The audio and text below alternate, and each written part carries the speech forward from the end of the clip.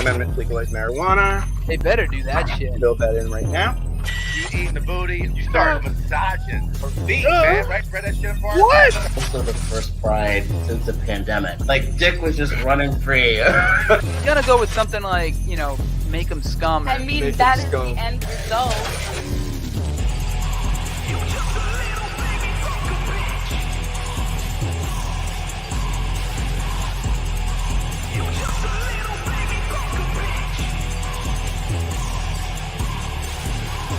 Detained at the Vatican because Brittany decided she wanted to wear a Catholic schoolgirl outfit. Give me something. Let me pop this up on the screen. Oh! Shit, it's a chick. And I'm like, yeah, and I just kicked your ass. What? Right. You know what Sit I down mean? in the back, motherfucker. Ball gag in my mouth with a pumpkin, and I get my head ripped off. Pretty cool. It's a timing thing sometimes. It's a CPP thing. Other people talk about. Phases, the end of spend. There's a long story why it's double A. MCF. No matter what opportunities I get, I always just feel like it's luck. Same. He actually did a little lap dance for me. It was kind of strange. Karen did? Oh, yeah. I didn't realize it until just now, but I look like a fucking cult leader in this hoodie. Like,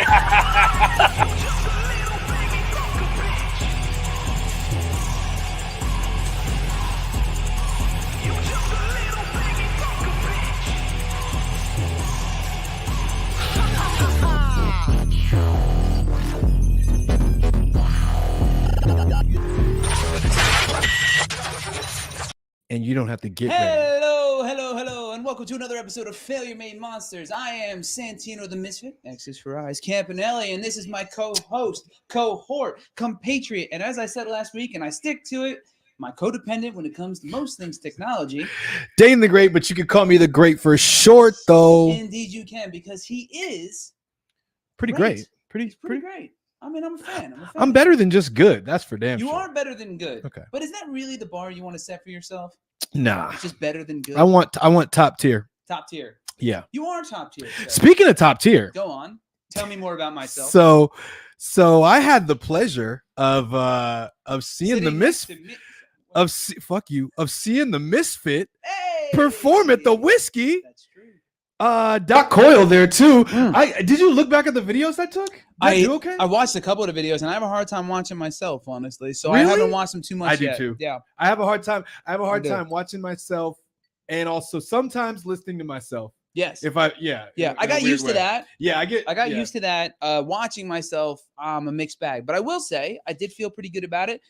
Big shout to all right. So real quick, Yeah. if you didn't watch last week's episode, the quick rundown is, and the only reason I'm even plugging this again is because I want to give a big shout out to Ultimate Jam Night. They threw a Ukraine benefit concert at the Whiskey A Go Go in West Hollywood. Yeah. The legendary, world famous Whiskey A Go Go. But it was. Why'd you have to say I it just like had that? I had to. But it was fucking awesome. And the only reason I was there at all is my buddy Doc Coyle from Bad Wolves, God forbid, invited me to come up and sing a couple of jams. What songs you sing? So we did BYOB by System of a Down, which is a fucking bear. Nailed it. That's a bear. And Nailed then we did Freedom by Rage Against the Machine, which felt significantly easier by contrast. I feel like you hit a note in that System song where it was like it was coming from all of the pandemic, like the bowels of him, like Dude. he had just been chomping at the bit for this note. Dude, it was crazy. I hadn't been on stage since Yeah. before the world ended. So it was it was killing me. But It you was look my right first at time home, back on. man. Thanks, man. I was pretty. It I was felt good. impressed. Thank you for coming too, because I know everything ran late and you hung in there. So Bro. appreciate it. I will tell Yeah. you. So one, I worked legs yesterday. That day, Yeah. and I was not okay standing with there that. for fucking like an Bro, hour or two. It was Yeah, terrible. that's But fair. and then all of a sudden, kudos to you. One, I want to congratulate the shit out of you for this. But so I'm there with my girlfriend, his wife, and I'm like, protecting the Lollipop Guild, Shout out to Katie too for coming. Appreciate little you. teeny tiny bops. And Yo, real quick, you text me the Lollipop Guild Bro. the other day, and I died laughing. because they did. You know when you say LOL, I really was LOL. short, It was like, amazing. teeny tiny in the Yeah. front. And then all of a sudden, I'm like recording you, do your thing. And then all of a sudden, I feel like this tiny hand on my waist. And I'm like, and I look back and the pit opened up behind me, like directly behind me. Do. Like, I was first, I didn't expect a pit to happen.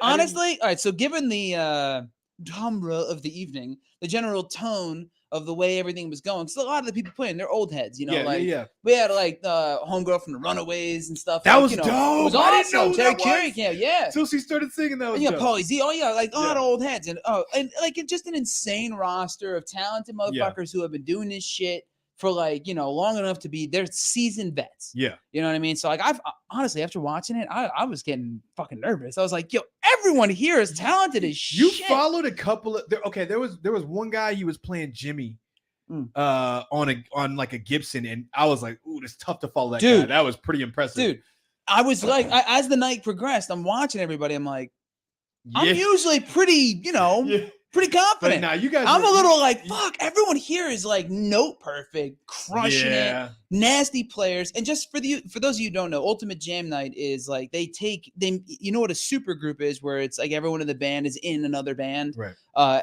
They take all these different artists from different bands and throw them on stage to do cover songs. And some of them, most of them, for the first time, unrehearsed. They haven't met. In a lot of instances, they're just on stage for the first time. They all just learn the song, which is also pretty crazy. Fucking, that's how good they are. Like, didn't the host? He Pauly, sang, Pauly. He sang. His voice is nasty. Yo, Shout out to Pauly, by the way. Nasty. And he's from back home too, so he's from back east. Can I? One of my things, maybe it was just me. I was like, not my favorite of all hosts I've ever heard, ever. Oh, I'm sorry, man. I'm sorry. But then he sang, and I was like, oh, that's why. Nasty. I was like, that nasty. That was he was holding hard to hold notes, like it was effortless after having hosted all for night. 3 hours all night. So I was and that was like, and mind you too, he's rolling with punches, like, you know, because of COVID, we were all you're not allowed to share packs, and they're shuffling around wireless microphones, so all the vocalists is coming through and shit. So it was like a whole thing. So like some would be on, off, and then hand them, and they're all different colored tapes and, you know, whatever the fuck to try and see who was, you know, up at each given set. He had a tough job. He had a tough job. And even what you like when we hate me. No, if you see this, don't hate me. I love you, man. Fuck this guy. No, I'm just kidding. But we had a great time. I got a shout out to Doc Coyle from Bad Wolves, Kyle Conkiel, sir. People can say his name, Conkiel. Kyle from Bad Wolves as well. Chris Garza from Suicide Silence, who was playing guitar as well with Doc, and Greg Garman from Hollywood Undead. Shout out to you guys. I had only met two of them literally the day before we went on stage together. That's crazy. And it was like we were up there. It was like all of us had been doing it for years. So who picked the? I mean, well, that's obviously why you would want to do covers. Yeah. Who picked Doc? What Doc picked? Yeah, those? Doc. As far as I can tell, he was like the full-on Nick Fury of the situation. Okay. Avengers Assemble brought us all in. He called me up like only maybe 8 or 9 days beforehand. Mind you, motherfucker has to call me. Motherfucker has to call me on a Friday, 4 days before I'm going to Vegas to do nothing but eat steak, drink copious amounts of tequila, and smoke cigars as often as possible, whilst finding time to lay in the sun. But here's all the things you shouldn't do as a singer. Here's a Scott Pilgrim quote: "A gig is a gig is a gig is a gig is a gig is a gig is a gig. If you can make These it, are the facts. These are the facts." So I you know, I will say, he gave me the song list, and he goes, you know, not a lot of guys can do the mix thing. His words, and thank you very much for the kind words, sir. But he gave me the 2 tracks, and I'm like, fuck, like. I'm normally I'd be like, yes, I'm fucking in. Yeah. But then I was like, oh shit, like System. Yeah. Like for a quick second, I go, let me call you back.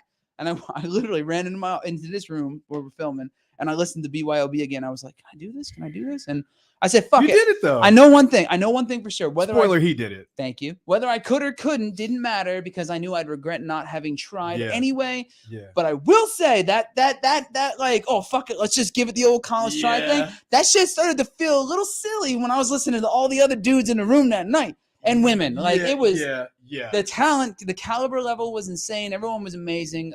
Shout out to Ultimate Jam Night. They raised a bunch of money for I think it was the World Kitchen. It's called. That was to benefit the people of Ukraine, and the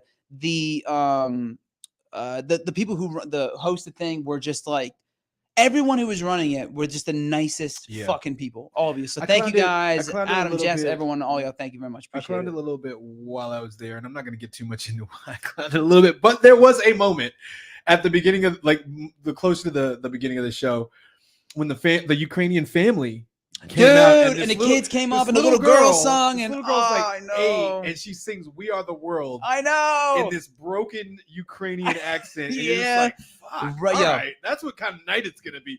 But hashtag right in the feels. It was in there. It was in there. It Anyway, was. but yeah, just a great bunch of people. Cool cause. You stepped right into it. I was impressed. Thank you. Thanks. Man. And when you started Rage, I was like, fuck, That's we my need to get on wheelhouse. stage. You know what I'm saying? We need to get on stage. Yo, I said it to you as soon as I got off. I said that's next, man. I mean, like, you know, because Coming soon. the shit I sing is like usually like blues rock, Yeah. you know, dirty rock, like Jet and all that, you know, that kind of stuff, like in that wheelhouse. So when he was like, you know, do System and Rage, and I was like, oh well, Rage I can fucking do, Yeah. but Yeah. Surge and That's right there, where like you fuck, dude, typically like, right. yeah. Also, Yeah, 1000%. It's just where my voice fits. But I had a great time, and it was amazing to get back on stage again. And thank you again for coming. I appreciate it. Anyway, that's enough about me. Although it can never be enough about me. It can. Spoiler alert. It can. It fucking It can't. It can. It can't. It can. It is. I'm just gonna stare at the camera longingly for a moment. Are you done? No, Please. it's be done. about me. No. Anyway, all right. But enough about me. As if I've there known is- him for a while. As if there This is such a it doesn't thing. get better and it doesn't stop. It doesn't It's stop. Pretty consistent. No, it's that and the dad jokes. They Yeah. are eternal. love them. Anyway, so you know, we could talk about the news and current events and We yada yada could. yada. We could. I do really quickly. Okay. Are you still watching the Depp trial? No, I stopped. I never watched it. I saw okay. clips. I'm I still don't- watching it. I don't fucking care. All I know. You should care a little bit. Here's what I care about. Here's what I care about. The audio Domestic clip. violence is fucked up, people. Yes, the audio clip that Amber Heard that they played of Amber Heard at the end of the trial, where it's like, Oh, it got deeper. you're a man, and no one will believe you. Yeah, and that yeah, whole yeah. fucking thing. Oh, it got so much deeper than No, that. well, but I'm saying that general the general conversation behind that, that's important. I don't want to undermine that. Right. The how did you know the shit wasn't from the little Yorkie thing was hilarious. Shit is I bad. will That's say, fucked up. Don't shit in people's bed. I don't will care if that say- is- if it didn't end but well. other than that, like, look, I don't care much for Amber Heard, even professionally or whatever. I don't care, but I am a fan of Johnny Depp, so it's nice to know that Yeah. like the guy that I've been a fan of as an artist isn't a scummy. shithead. Yeah. Or at least a total shithead. I don't really know. Do we really know? Because the fact that like, Listen, why is this on TV? Here's why. This shit Because shouldn't be here's televised. Here's why. Because It's not the revolution. Because of the fact that she initially said all the things that she said about He him. had to. And in But turn, it's just so- and in turn Ugh. crushed. Still, like he said, one of the most poignant things he said in this entire trial, and the main reason that I wanted to bring it up just for a quick second was he's like, what you don't understand is this ruined my career on so many levels, and it always will, because I'll always have to deal with this because of the allegations. Whatever happens in the trial, he's like, does not matter. I will always have to deal That's fair. with this. That's fair. And he's like, That's fair. and they were like, well, you know, and you know, what have you lost? And he's like, nothing short of fucking everything. And it's just like, that sucks. That's, Yeah. I don't know Also, an eloquent way to really. but also, you're Johnny Depp. You're not well off. You're Yeah. not an attractive, famous man. But that's still the rest of his life. I get That's still the rest of his the life. stigma following you Yeah. for something that shouldn't be. Right. That's fair enough. Forever. That's the rest fair of your enough. life. But like, if that's you could literally disappear tomorrow and still live better than 99.99% Yeah. of the human population. Yeah, he's real So rich. my sympathy levels are like in the middle. As a creative, as an artist, as somebody who tries to be as visible as possible, I understand that it's like we're still fucking people. Just because you're famous, First just because of all, you made I'm not money, you're fucking still people. I'm fucking one person right now. What are you fucking, Dane? If you're not fucking people, what are you? I mean, let's air it out on you the just show. You just made it plural. It's not plural. It's singular. What are you fucking, Dane? Singular, one person. One. Oh. That's all. That's all. I Wait, mean, wait. two if you count me. Wait. I guess from now. Monogamy. You know, put it up right there. It should be monogamy. All right. We need a rainbow. You know, we forgot to monogamy. do something already. Sorry. Did we? What was Yeah. the thing we forgot to do? Wait, hang on. We have a wonderful guest coming up. She's fantastic, a lovely human, But before we introduce her, before we say anything else, Dane, what was the thing we needed to do? Cue the fucking music.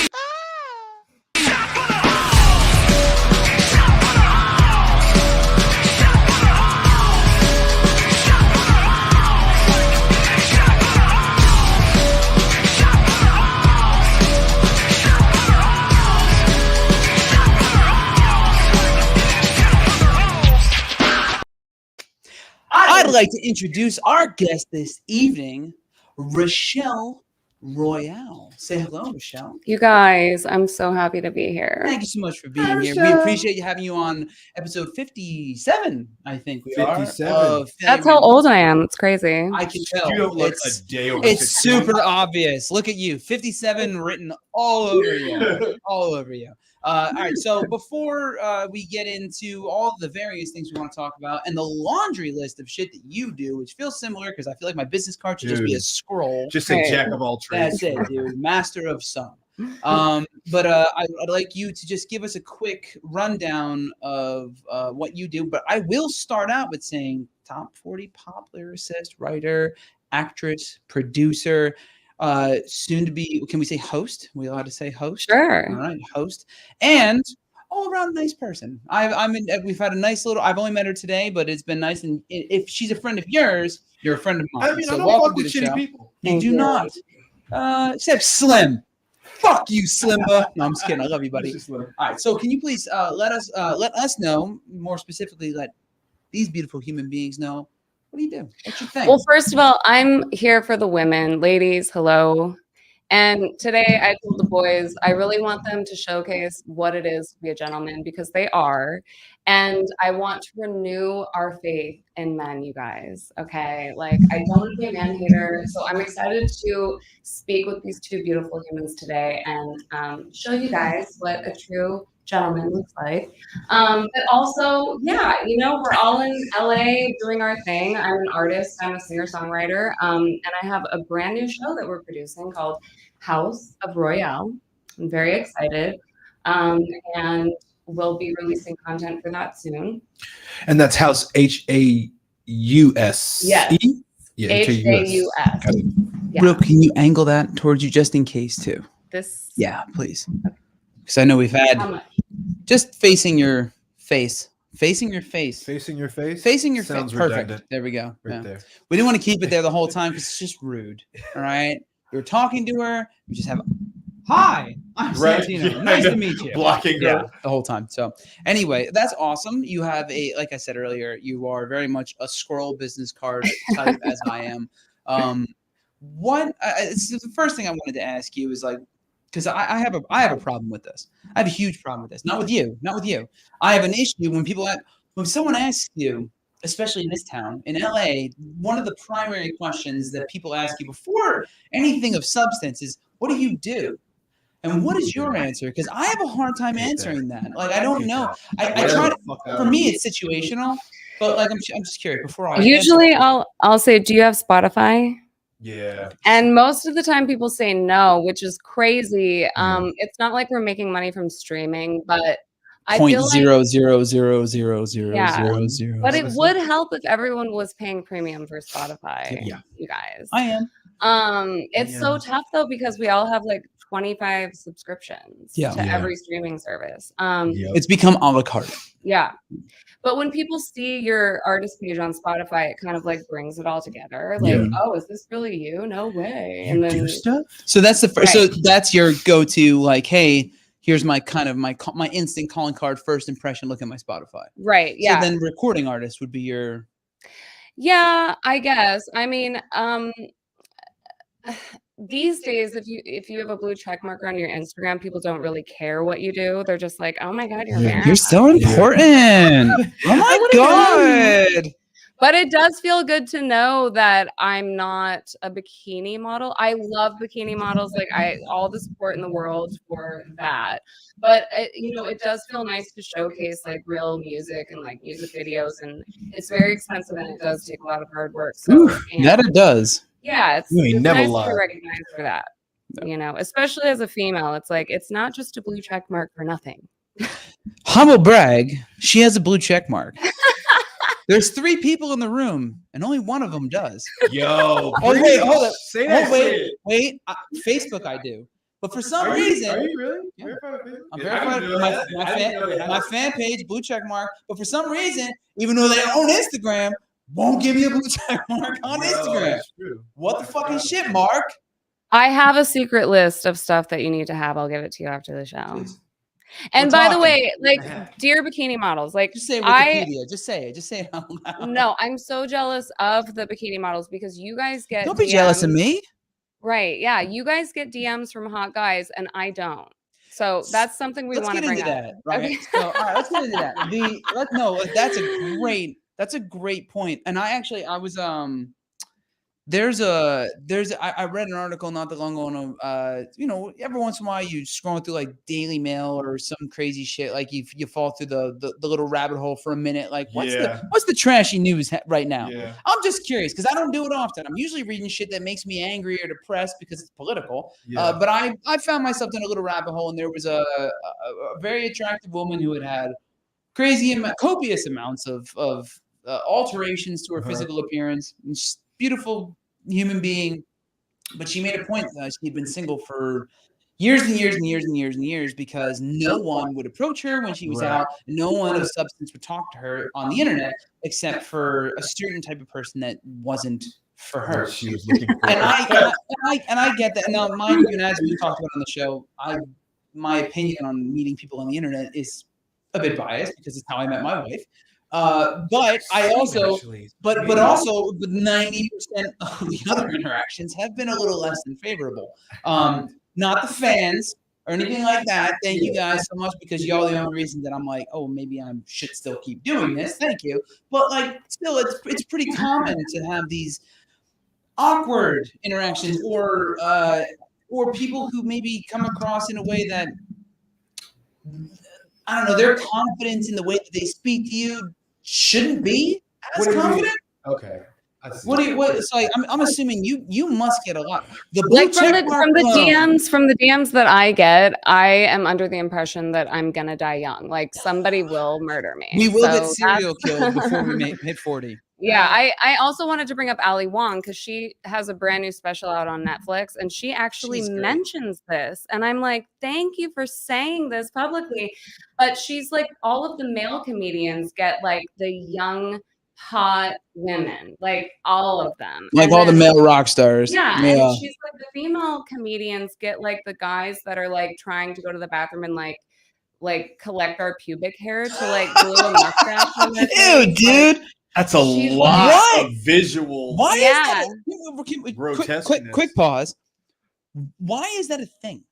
Why is what that? Why is that a thing? Specifically a thing. No, it is. It's no, a trope. Yes, it is. And people putting like their pubic hairs in like hold on. to eat. No, hold up.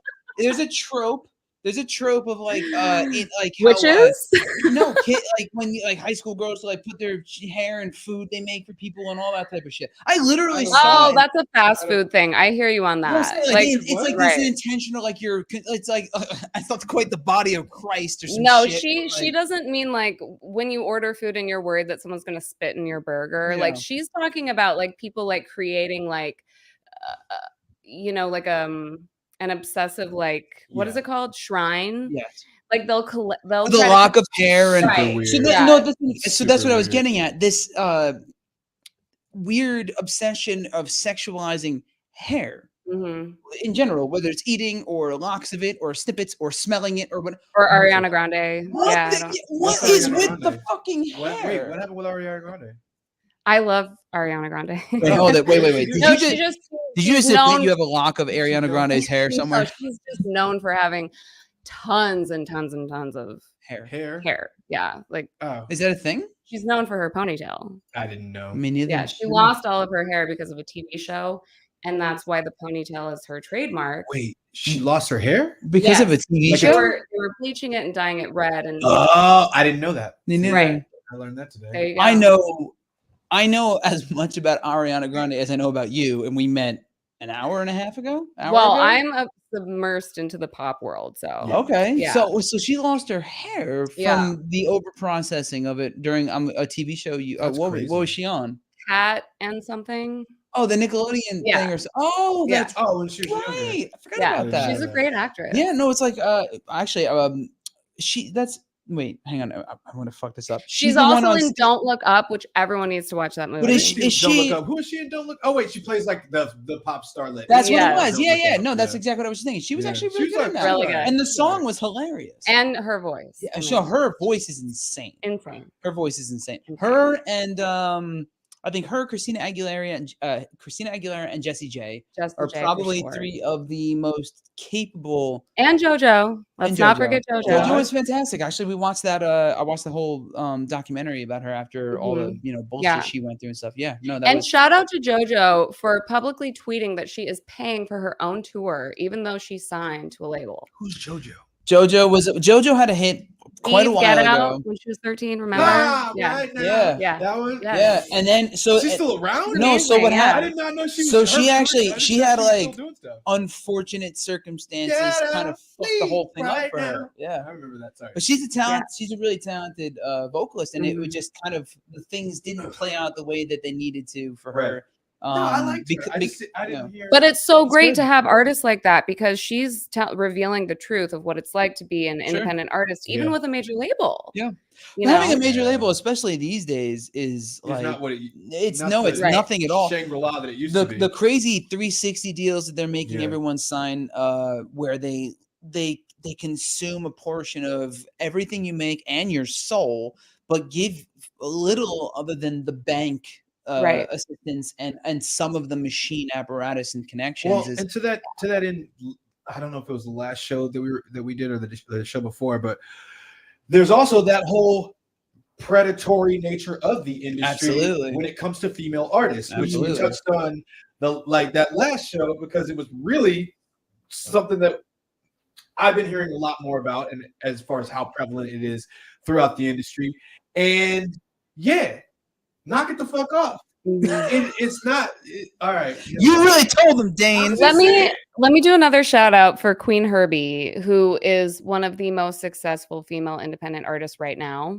Queen Herbie. Yeah, her brand new album was number 3 on the iTunes charts Wow. a couple of weeks ago. Shout out Her Queen and Herbie. her husband Nick are like a team, and she's the star, he's the engineer. They used to be known as Carmen.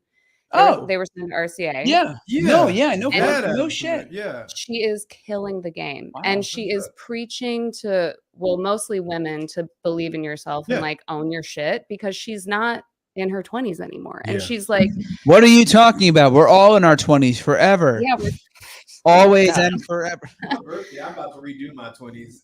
Next Dane is week. 29 again this year. 29 next week. Bro, can young. we? Let's do this. Let's do this. This is the right group to do this with. No. Yes, it is. I don't oh, wanna do wait, this. no. Yes, This we're is doing about it. age. No, I'm not gonna do that. Oh, I'm okay. just gonna say normalize it. All right. I saw something not that long ago that pointed something out that I had never actually realized. I'm in my 30s. No one else has to answer this. I'm in my 30s. And I saw something the other day that pointed out that in basically music in general, prior to, I want to say about the 90s, it was not irregular for someone in their 30s, 40s, 50s, whatever, pop, rock, pick a fucking genre, to take off. And they were talking about, I mean, All notes. there was I mean, literally no fucking shortage of artists that are not even just popular, but iconic to some extent, being discovered later in life because they had the life experience to write and sing about topics that you couldn't do as a child. Like in my 20s, singing about heartbreak is fucking hilarious because until late 20s or 30s, you don't really know what the fuck you're talking about. Same with the difficult. I was 22. You I feel like that it, but shit. you don't. No, you know what? You Don't feel belittle- it. Don't belittle my pain. I'm just saying. Shut the fuck up. Okay, well, what cried. I would like to talk about is the narrative that we've created for what a pop star is, and I think the issue with And that, this was the whole point. Is they were Yeah. like it shouldn't be like you have to be 17 and bubbly and some bullshit like right? You need to have something to say. Yeah, And I but there think was life gives you that. such a precedent set, like when Britney and Christina, like that era, really like set into stone like how we view a pop star. Yes. And you're wearing basically lingerie on stage, Yep. and your body needs to be cut, and you need to be hot as And it's Absolutely. like, so now it's like if you're, I mean, Kylie Minogue is still doing really well. I love and Kylie she's- Minogue. Didn't her brother do something? Love her. Yeah. So I think, you know, it will get better. It will turn around. Ageism, we're going to get rid of it.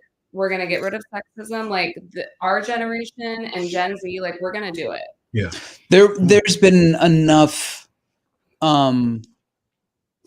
freedom in social media to allow people to be themselves and to start to kind of change things, because for a long time the gatekeepers and the massive companies and stuff who just wanted to commercialize everything weren't allowing these changes to take place, even though I think it was what the zeitgeist wanted. It was what the people wanted, and that was seen. You'd see it in like glimmers, like a couple people would cut through, like Sia or something, like they would, you know, find their way through, and you'd be like, how the fuck? Because all the dance studios were using Sia's music. And quick cut to York and Tori Amos. And you would know because you have a background. You've it's familial, but you have a background in choreography and dance studios and all that from the Bay Area, right? Yeah.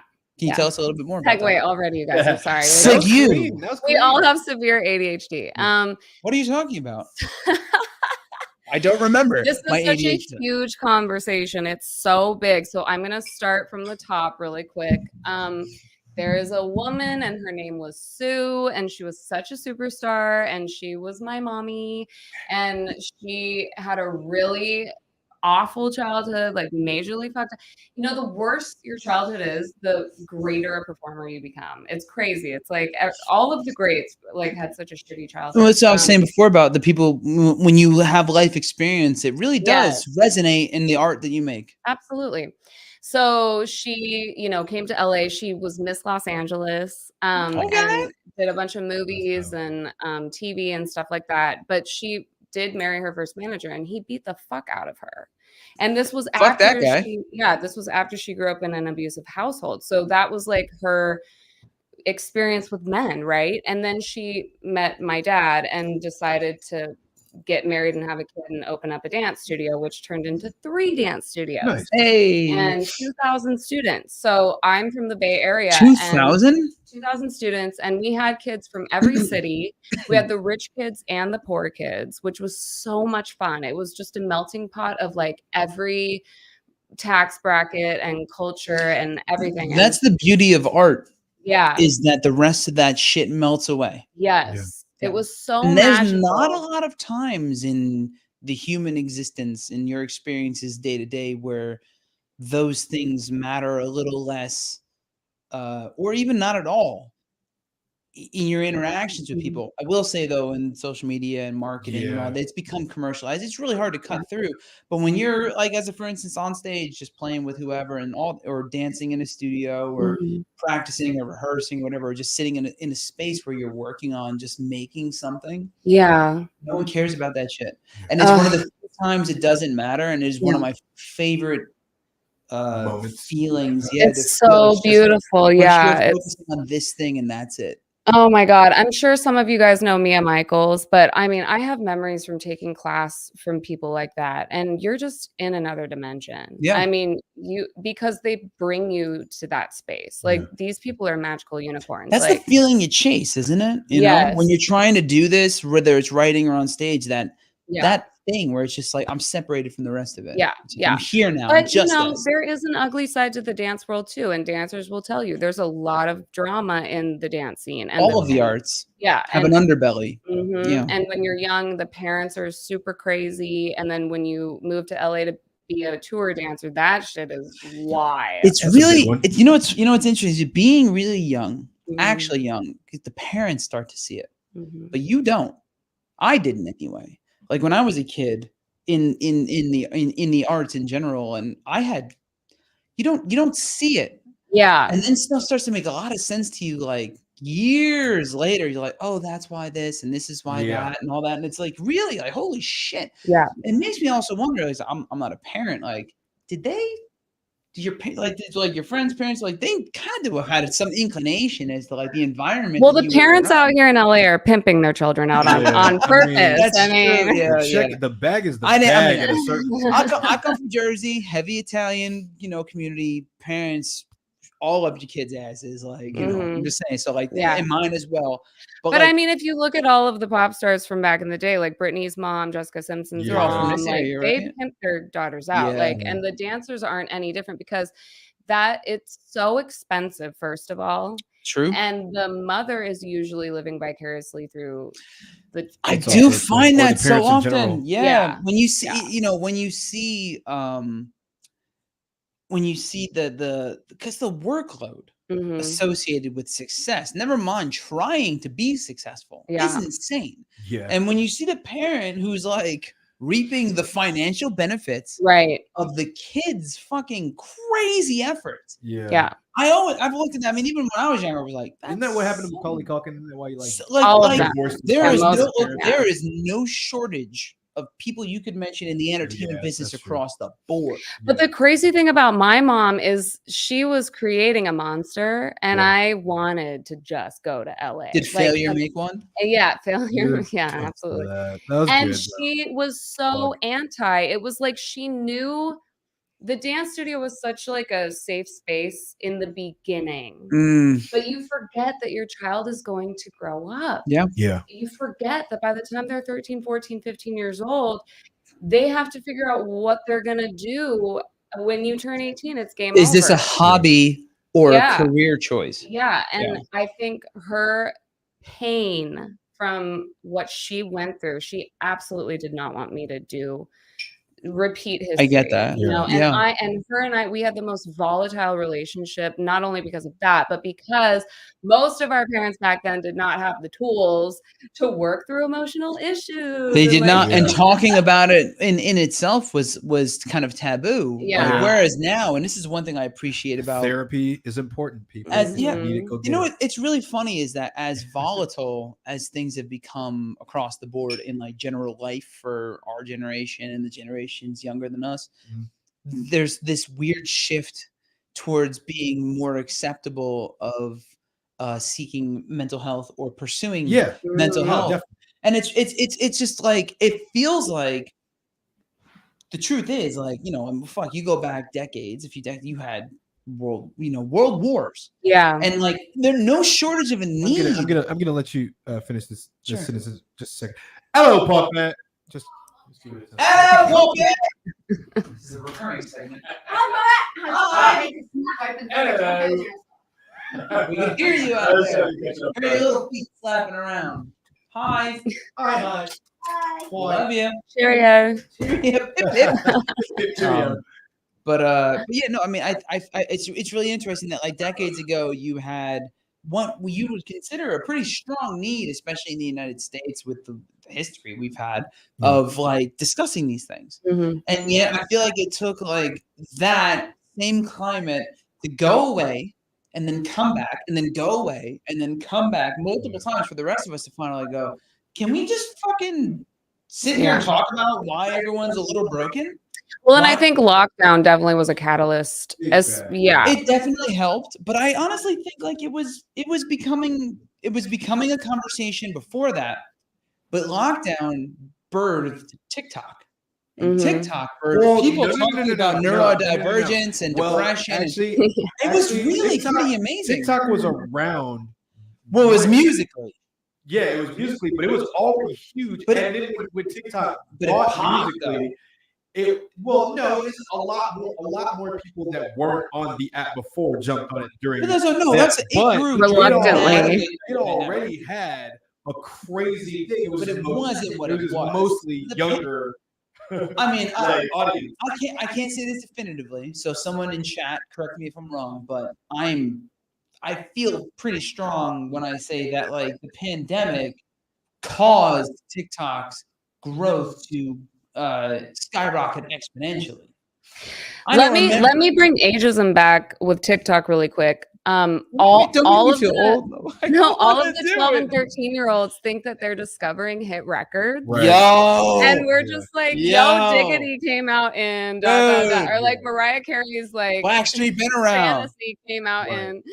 And it's so great though, because kids are hearing real R&B and like real hip hop and real pop from back in the day. It's like Oh, you guys think that this is new? Well, That's there's hilarious. something that adds to that though. Is you have a lot of artists now that are like rehashing that shit like nobody noticed. And so a lot of these kids, the first thing they're ever getting exposed to is the remix. Yeah. Is the cover. You know what I'm saying? It's like, oh, that glamorous song by fucking Jack Harlow. It's like, no. That's not at all by him. Yeah. But that's their only exposure to it. But so. it is helpful because then it gives us room to do real music instead of something like underwater auto-tune, whatever the hell. Underwater auto-tune. Yeah. I like that. It's like no, that's like little baby probably. It's all the little baby is kind of underwater auto-tune. Yeah. Early Young Thug. Some little dirt. Early Young Thug because you can't tell what the fuck he's saying half the time, but it's well, no, Young Thug is just mumble. No, I'm saying it's like I know the words to that. That's why I knows the words to Lifestyle. You guys need to listen to Queen Herbie though, because she is straight up. I'll check it she out. is real R&B, real like just so much fun, and her vocals are so R&B. And I'm like, thank you for making this cool again. What are the genres you listen to? Because I mean, so R&B. What else do you listen to yourself? I have a playlist on Spotify specifically for female pop artists. Oh, nice. How do we find that if we want to check that out? It's on Spotify and it's called like Pop List 2022. But I am so desperate. Thanks for making it easy to find. I appreciate it. Just go to Rachele Royale. Go to Rachele Royale. Like the top playlist. Yeah. And I'm so desperate to find new artists that I love because it's so hard. Real quick, I'll direct you to a couple. Okay, yes. You go on, you search for The Misfit, Access Fries, and Dane the Great, but there's an 8 instead of cheese. And they're both so talented. Also, Scarlett Carson, if you like rock and roll. Okay, yeah. No, I love rock and roll. That's what I do. Absolutely. Well, which we need to talk about Mutt Lange, speaking of rock and roll. So, all right. Let's get into that shit. Because, all right, so you just kind of casually tossed that out there when we were talking earlier. No big deal. Like, my middle name is Name Drop, okay? It's not even... That's a weird name. Right. Rachele Name Drop Royale. You know what that sounds like, actually? It sounds like a wrestling move. The Name Drop Royale. Just drops. I mean, when you say it like that, it does. It does. That's how I just said it, Dane. For the House of Dane Royale the Great merch. guy whose name also sounds like a professional wrestler. Yeah, so all right. So you casually tossed it out. It's awesome. You casually tossed it out earlier where you were like, yeah, and also not like one song, not a couple of songs, not a few fucking songs, not even an album's worth of songs. More than that. How many songs did you work on with Mutt motherfucking Lange? 17. God damn. That's a catalog. That's a couple albums for some people or a few EPs. What was that experience? Really gnarly. So I was working with 2 American Idol singers at the time, Ace Young and Diana DeGarmo. Shout out to y'all. And Ace Young's brother was managing me, kind of, sort of. And there was a Swedish producer that was in town that knew Ace from American Idol. And his name is Tony Nelson, and he's from Sweden. And he was like... They're all the great pop producers, apparently, are seriously born. Just legitimate. Fuck that's about. And they're so enthusiastic. ABBA. That's when it started. Yeah, and they have true internal belief that it's going to be great. So all of you producers out here who are jaded and boring and you never post anything, like, get it together. Yeah. Because artists need to be inspired, and you guys are just so like dead inside, and it's so sad to be around you. Say it again for the cheap seats. Wake up, producers. Love the artists again. Try to love us. Like, don't hate the game. So anyway, Tony was he was a cheerleader. He was like, let's just do 1 million songs. And we did 14 demos in 1 week. And then he flew back to Sweden, and someone called him to fly to Switzerland to help mix some records with Mutt Lange. Right. And so Tony, because he's a crazy Swede, he played Mutt all over demo. Nice. Because he had just worked on it. Yeah. And nice. and then I get this email, and he's like, Rachele, what do you think about Mutt Lange doing your album? Yes. And I'm just That's like, fucking crazy though. Hold on. I didn't know who it was. Stop. Sorry. Pause. Do that accent again, please. No, Rochelle. Yeah, Rochelle. so exciting. You're so exciting. That's so amazing. exciting. And I thought, I was like, is this Helmet Lang the designer? Like, I don't know who this is. Wow. So I Googled and like realized, Mutt and I Lang. was like, oh my God, Shania Twain, and like the whole, and then I went down the rabbit hole, and it's like AC/DC and Def Leppard and like all these rock bands like Muse and like Adam Levine. Mutt and Rick, they're the motherfuckers like, super diverse. Yeah. The portfolios you look and you're like, oh, so like all the icons, right? Yeah, and all their iconic shit. Yeah, him and then you like the Geffens and the Garths, right? And he is a singer too. Mutt Lang is such a great singer, and I don't know if you guys know this, but like if you listen to "Pour Some Sugar on Me," it's all of his voice. No shit, he does I didn't know all that. of the. He did all the BGVs on every single song I did. To with be him. fair, if you call yourself Mutt Lang and you can't sing, you're fucking up. Yeah. You walk around if you can't. But also, that's a badass. If you can't belt out a blues tune or two and you call yourself Mutt Lang, like you're fucking up super hard. Just walking around, you know, he's got to have that dirt on everything. Nobody gets out of here without singing the blues. Tony, what that's from. Tony really went through it though in Switzerland because Mutt doesn't really eat. He like fasts and he like lives on water and cayenne pepper So and like the warrior diet. Yeah, One he meal a day? meditates. Yeah, like he meditates for hours and like really is just fasting all the time. And Tony was like dying. Yeah. But it I ain't doing that shit. Even if Mutt asked me. And also with the guitars, for anyone who is a producer, he goes through each single frequency of each track and like tweaks it and lines it up like, oh my God. Absolutely. Like, Shit needs to fit right. If it doesn't hit the ear right, it doesn't work. Yeah, it's just I'm a true believer in that.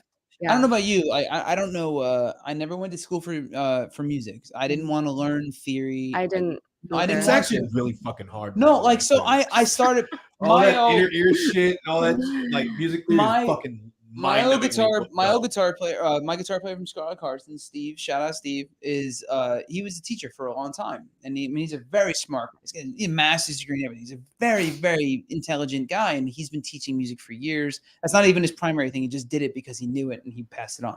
And he's a nasty player. And I've been in a band with him since 2008, 7 or some shit. And he knows all of it. And I'm easily capable of learning it. And I did not want to. Yeah. We sat down and we talked about it. We started discussing it, and we would play things. And we wrote. I mean, I've written 50 plus songs with him, maybe more. I mean, if you're not 3+ albums worth of shit out, and then never mind stuff that didn't make it. Right? Yeah, of course. And so that you sit and when you work with somebody, you learn a lot with them, but you also learn a lot about yourself, because I was like, I don't want to fucking know this. Because he would write something and they'd be like, well, this is what fits here based on this equation in my brain that someone told me already. This is the math of music. And I was like, fuck you. I don't want to know that. I want to know what feels right. Yes, that's how I am with Pro Tools. During lockdown, it 1000% is. For sure. During lockdown, I booked a really fun job as a writer, and it was for this artist named Vella. Shout out to Vella. Shout out Vella. She sounds like Janis Joplin. Holy crap. And she has a duet out right now with Macy Gray. She's so amazing. Did she say goodbye and then she choked? Tried to walk away and she stumbled? She tried to hide it. A lot of the lyrics are in that lane. But yeah, the first song I wrote for her was the first single they put out, by the way. So anyway, humble brag with the blue check mark. All right. During that time, because there was nothing else to do, I was like, well, I should learn how to produce. And I did. I got a brand new laptop and I got the full setup from the main producer that hired me. And so I learned how to track vocals, and I was like, I don't want to do this. This is it's tearing my soul to shreds. I understand that for everybody. No, I just heard an interview with FKA Twigs, and she's like, shout out FKA. Okay. I know you might be about to work with Richie, and we might cross paths. Please tell her that FKA Twiggy. The fact that she said, I would rather take a ballet class. She wants to dance when she's writing a song. She wants to move and feel it, just like what you were saying. I get that. Like, she's a whole But Carrot that's how I thing. am. When I hear a song, the first thing I think of is the production and the Yeah. music video and the visual. Same. And there's nothing wrong with that. Yeah. Just because you're a songwriter doesn't mean you have to follow the rules. And I'm so grateful for women like her or artists like her who are not afraid to say, look, I want to move around the room and do whatever the hell it takes to get me to that place. Absolutely. It's because whenever I've been in a writer's room, whenever I've been like hired to work with other writers, it's so awful for me because it's like everyone's so programmed to write their lyrics on their phone and then they go in the booth and they cut the top line with no lyrics. Yeah. It depends. So, and this is really another one of those things that's highly dependent on your immediate group for that project. Yes. I do. Yeah. Because I do find, and this same thing goes with like any film projects I've worked on or music videos or bands I've been in or whatever. Like it is highly, I don't know if this is circumstantial. Is that a word? It's important that you're surrounded by like-minded. The people you're with, and they're. Is that a word? Circumstantial. Is circumstantial? Someone Google that shit. Circumstantial is. It is a word. It is, right? Yeah. So circumstantial, like it's very much like the people you're working with, their experience, and if they share the same opinion that you and I do in that, where it's like I want to feel a certain way when I'm working with this group, and it does. When stuff starts to become overly formulaic or too embedded in the science, it goes of math number one and stays that way. I have no problem. You're not wrong. But you know what? I have no problem with writing a Taylor Swift hit record. Like I'm obsessed with pop hit record. Like I love writing anthematic songs like that. And I'm not dogging that at all. No, but it's the process. And so this is the point I was making is for me, and I've said this probably on this show before, is like if I wanted to work and earn my daily bread type shit, like doing something that was formulaic, doing something that was designed in a way to just earn the bread, right? I wouldn't have chosen art. I wouldn't have chosen music. I want to step in the room and feel something. I want to enjoy myself. I want to enjoy the process. I want to enjoy the people I'm working with. You're like me last week. Step in the room and feel. I want to feel. It's true though. Something. Yeah. Bring me the horizon. Yeah. You guys, please, if you know pop producers that have a personality, can you please like tell them to DM me? Hang on, like, let me DM her real quick. Hair, which is apparently a fucking thing. And not the formulaic ones that are just like sends Rachele a DM. Yeah, and also if you're attractive, please DM me because no attractive men are DMing me, and I guess send her a DM. I don't know why. No, that's incestual. Come on, we're family. I didn't say to hit on her. I was just talking. Yeah, just to fuck out of here. No, I'm just saying. Hello, Rachele. I'm a hot man DMing you. The things here. Watch this. Don't. Hey, didn't you just put out a song called "Light It Up"?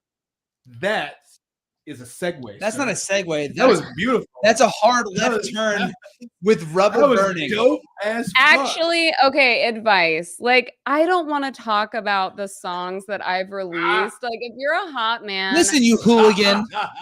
Priorities first. Priorities. I mean, it is nice to be acknowledged. Like, I heard it. I like it. No, because I'm not gonna believe you. Because I'm so like judgmental of my work that I don't.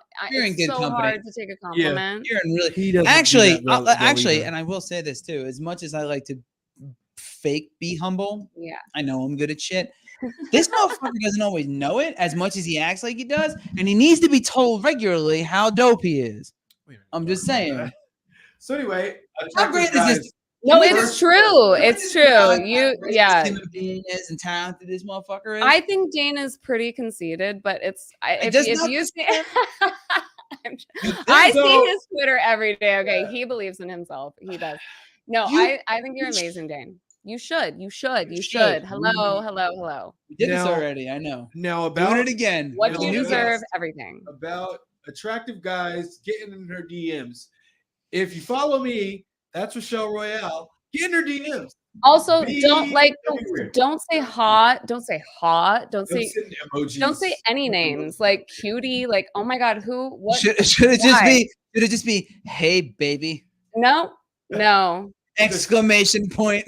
Has hey baby Dick ever pic. worked? That's it. Okay. The funniest. No, the the answer funniest is fucking no. The funniest thing I ever saw was somebody sent. It was like a GIF of a basketball bouncing that they sent to this as the first DM, and then it was like she responds, "Yo, what was that?" And he's like, he responds, "I was just shooting my shot. Did I make it?" Yeah, it was kind of dope. I was like, "That's not hella bad. fucking clever." It's I'm not you mad know at why? that. You know why? It's cute. Yeah, it's cute and plays. I'm like, I can Cute see how plays. that would work. So I mean, Rachele, I do have a okay. confession. Like, let's talk about the F boys right? in LA. If you're an F We boy, can't like, talk about all of them. We don't have enough time. This episode is only There's so long. many. well, I'm just saying, like, it's like they could literally say, "Hey," and it's like, "Oh shit, okay, what am I gonna do? Should I respond? What should I Really? should Is I that wait?" yeah? I mean, if they're like It's a- first of all, if they're a Blue known check marked. Yeah. kind of celebrity-ish, Yeah, you're yeah. immediately like, "Oh god, okay, what do I do? What do I do?" That's great. That honestly, that was me and my wife answered me at all. Because I tried to the super low key thing, Yo, big and Sam. she responded, and I probably rewrote that response like Yo, 50 big times. Sam. Also, I'm I spent a full hour writing 10 words. definitely aware of the fucking aphrodisiac cologne that is notoriety. Like that shit. Monster And lady, talent. drip And that out talent. I don't know what that is. Notoriety but, and talent. Notoriety. Oh, Talent is a it is huge right. term. Yeah, exactly. Yes, It just yes. is. They don't always go hand in hand, but Yeah. And then Everything. also with men like that, I can be like, no, please stop. And then that's just so exciting for them. Like they Yeah. can't wait to like get after it when you're like, please don't talk to me. Wow. Sorry. Hold What's up. the chat say? I What have to happened? do it. Here we There's go. because Here we fucking go. someone in all caps. I apologize. I know we're keeping it classy tonight, but Okay. but someone who's Plug watched my- the show enough, just in all caps, goes, "Dicks." I had to because it hasn't been done today. That's fair. Nice. That's fair. You know, Dicks and Was that butts. Crystalia or who You was that? know, Was it? No, it was You don't wanna it was be- a David regular Spade. bar. you don't want to be a one-trick pony. The thing is, you want to make everybody feel comfortable, You do. and especially if you're steering the ship. Also, I have to throw this in there. I missed this too. With a gross amount of red exclamation point emojis, fire emojis, and flexing emojis, the Great Dane is a legend, and I do not disagree. Brandon has. You knew who it was. Yeah, because I saw that one earlier. Oh, all right. Brandon has a restaurant, his own restaurant that he opened up. I don't want to get it wrong, but it's Mama's House, HAUS. Sexual Adventure Show. Now that's a segue. Right? It's in I want to say the Valley, North Hollywood, that area. Check it out. It's like southern kind of fusion cooking, home style. Like Okay. yeah, but it's So butter really great. plus Check food. it out if you have a chance. Mama's House. Deep fried butter Shout out plus Brandon. food. Nice. Yes, very The Brandon that I met? no. Oh, different okay. Brandon. Shout out Brandon Ramon. Brandon who she's talking about. Yeah. Yeah. No, this is a different Brandon. Who lives in my building? So random. Yeah. Isn't Also, that a can, trip? like to any of the men out there, can you guys just pretend and like comment like, "Oh wow, Rochelle's cool" or something? I mean, they don't have to pretend. Stop, That's the stop. Just say- I'm just let like, them know I'm the still truth. not getting any bites. Wait, Like, wait. what do I have to Hold do? up. Rewind. You came. So to we the got, right hold up, place. we got attractive human being, good personality, blue check mark, which Blue apparently That's is why they enough. don't like me. It's Because enough for her. Verified. And then ladies and then gentlemen. the scroll business card, and you're having a hard time. Stop. Shit, wait. but can I do really, that with like, you? what is your opinion though, everyone? I would love to know what you guys think. Like, is it because of that I'm not? Are you So, too there's a- intimidating? Is there's that a the really- problem? I don't you know. know. What? That's what I'm calling. From my part of it, there's something that I would like to interject. Not in my here. impression. Okay. A good friend of mine, Rocky Russo. I'm right here. Rocky of all people, you are Rocky. But Rock, we got to talk. Anyway, of all people, he said, because I would ask like, how come? Like this was I was, doing the single thing. I'm like, how come, girls like don't just come talk to me, da da da da, blah blah. Why is it only this type of stuff? Sure. He's like, bro, what you don't understand is how people Perceive see you. that you don't see yourself as. Yes. He's like, you see yourself as the guy that you are, the guy that knows me and how we are around each other. But that's not, if I'm coming out the street, that's not how I would look at you. And it really, it intimidates a lot of people. They're like, they think they're going to be this way. And so it's like, I fucking no, I'm not gonna, I don't want to get embarrassed kind of thing. And I'm like, fuck that, that's the problem. Now, mind you, I was drunk. Hold up. I've yeah, had that it conversation makes with Rock before. Yeah, it's valid. That is spot the It's fuck valid. on. I'm going to make an assumption about you that you are in the same ballpark of having that. We'll call it like warped perception of yourself versus the perception of the world That everybody else has. everyone Like, else is. I feel like most artists are that way. I feel like most people are that Most way. people. It's hard to know how. Well, I mean, people sort of. grew up with you, they didn't. Well, hang on, but on the flip side, and this is gonna sound real fucking arrogant, but like our opinion of ourselves is not as good as the opinion as other people's opinion of us. Well, yeah, because they don't know. Because we're actually like, look, if my opinion of myself was if it matched what I'm told, I'm like way up. I would be like, yo, straight up. Like I wouldn't be, my neck would snap. Like, but it's. I mean, I don't need validation because I think like it's definitely easier for a millionaire to be like, hey, can I take you to dinner than like a guy that is like, she might be expensive or she might be looking for this or that or the other. Like if people are perceiving me as like a Kardashian type, then I get it. People looking for that aren't looking for substance and they're not worth your time. No, I get that totally. And then I also feel like they know that I am a ball buster. And you're in real good fucking company. Yeah, I mean, you're just not ever gonna get away with anything, and that's not fun for a liar. So yeah, I guess nothing I get should be fun for a fucking liar. You're a fucking liar. That's why. If you're wondering why life's harder for you, because you're a fucking liar. If you wonder why nobody likes you, because you're a fucking liar. And you think nobody knows it, but they all fucking do. You're an LA fuckboy. Sorry. Let's not mince fucking words. That is the but I problem. will, you know what? I have something to say. I have had a tendency to get lumped in LA fuckboys based on visual alone. Yeah. Yes. They'll be like, big thing. You are going to be like this. Yeah. I've thought that about you. Yes. Yeah. See? Yeah. And it's not even that uncommon. And then they'll get, and I think that's why people do kind of like to be around me, because when they get around me, they're like, "Oh shit, he's not like that at all." It's a real thing. Yeah, I'm not, dude. It's a real thing. Yeah. So I've again talked about it 50 some odd episodes. We've talked about this, but like I went through that switch of like I was really heavy in high school. I was like 300 pounds in high school. So like I was the assumption here, and I looked like I robbed the Hot Topic. So it was like I was dead ass. Like it's straight up. Like the big glow in the dark stripy pants you can fit 10 people, like a family from Ukraine in, and then like fucking like blood red bottle hair, the whole thing. Yeah, the whole thing. Oh, there's pictures. Oh, it's bad. It's great, but it's bad. But then I figured the shit out. I lost weight and did the whole thing, and it was like there was this immediate fucking switch, and people's expectations of who I was.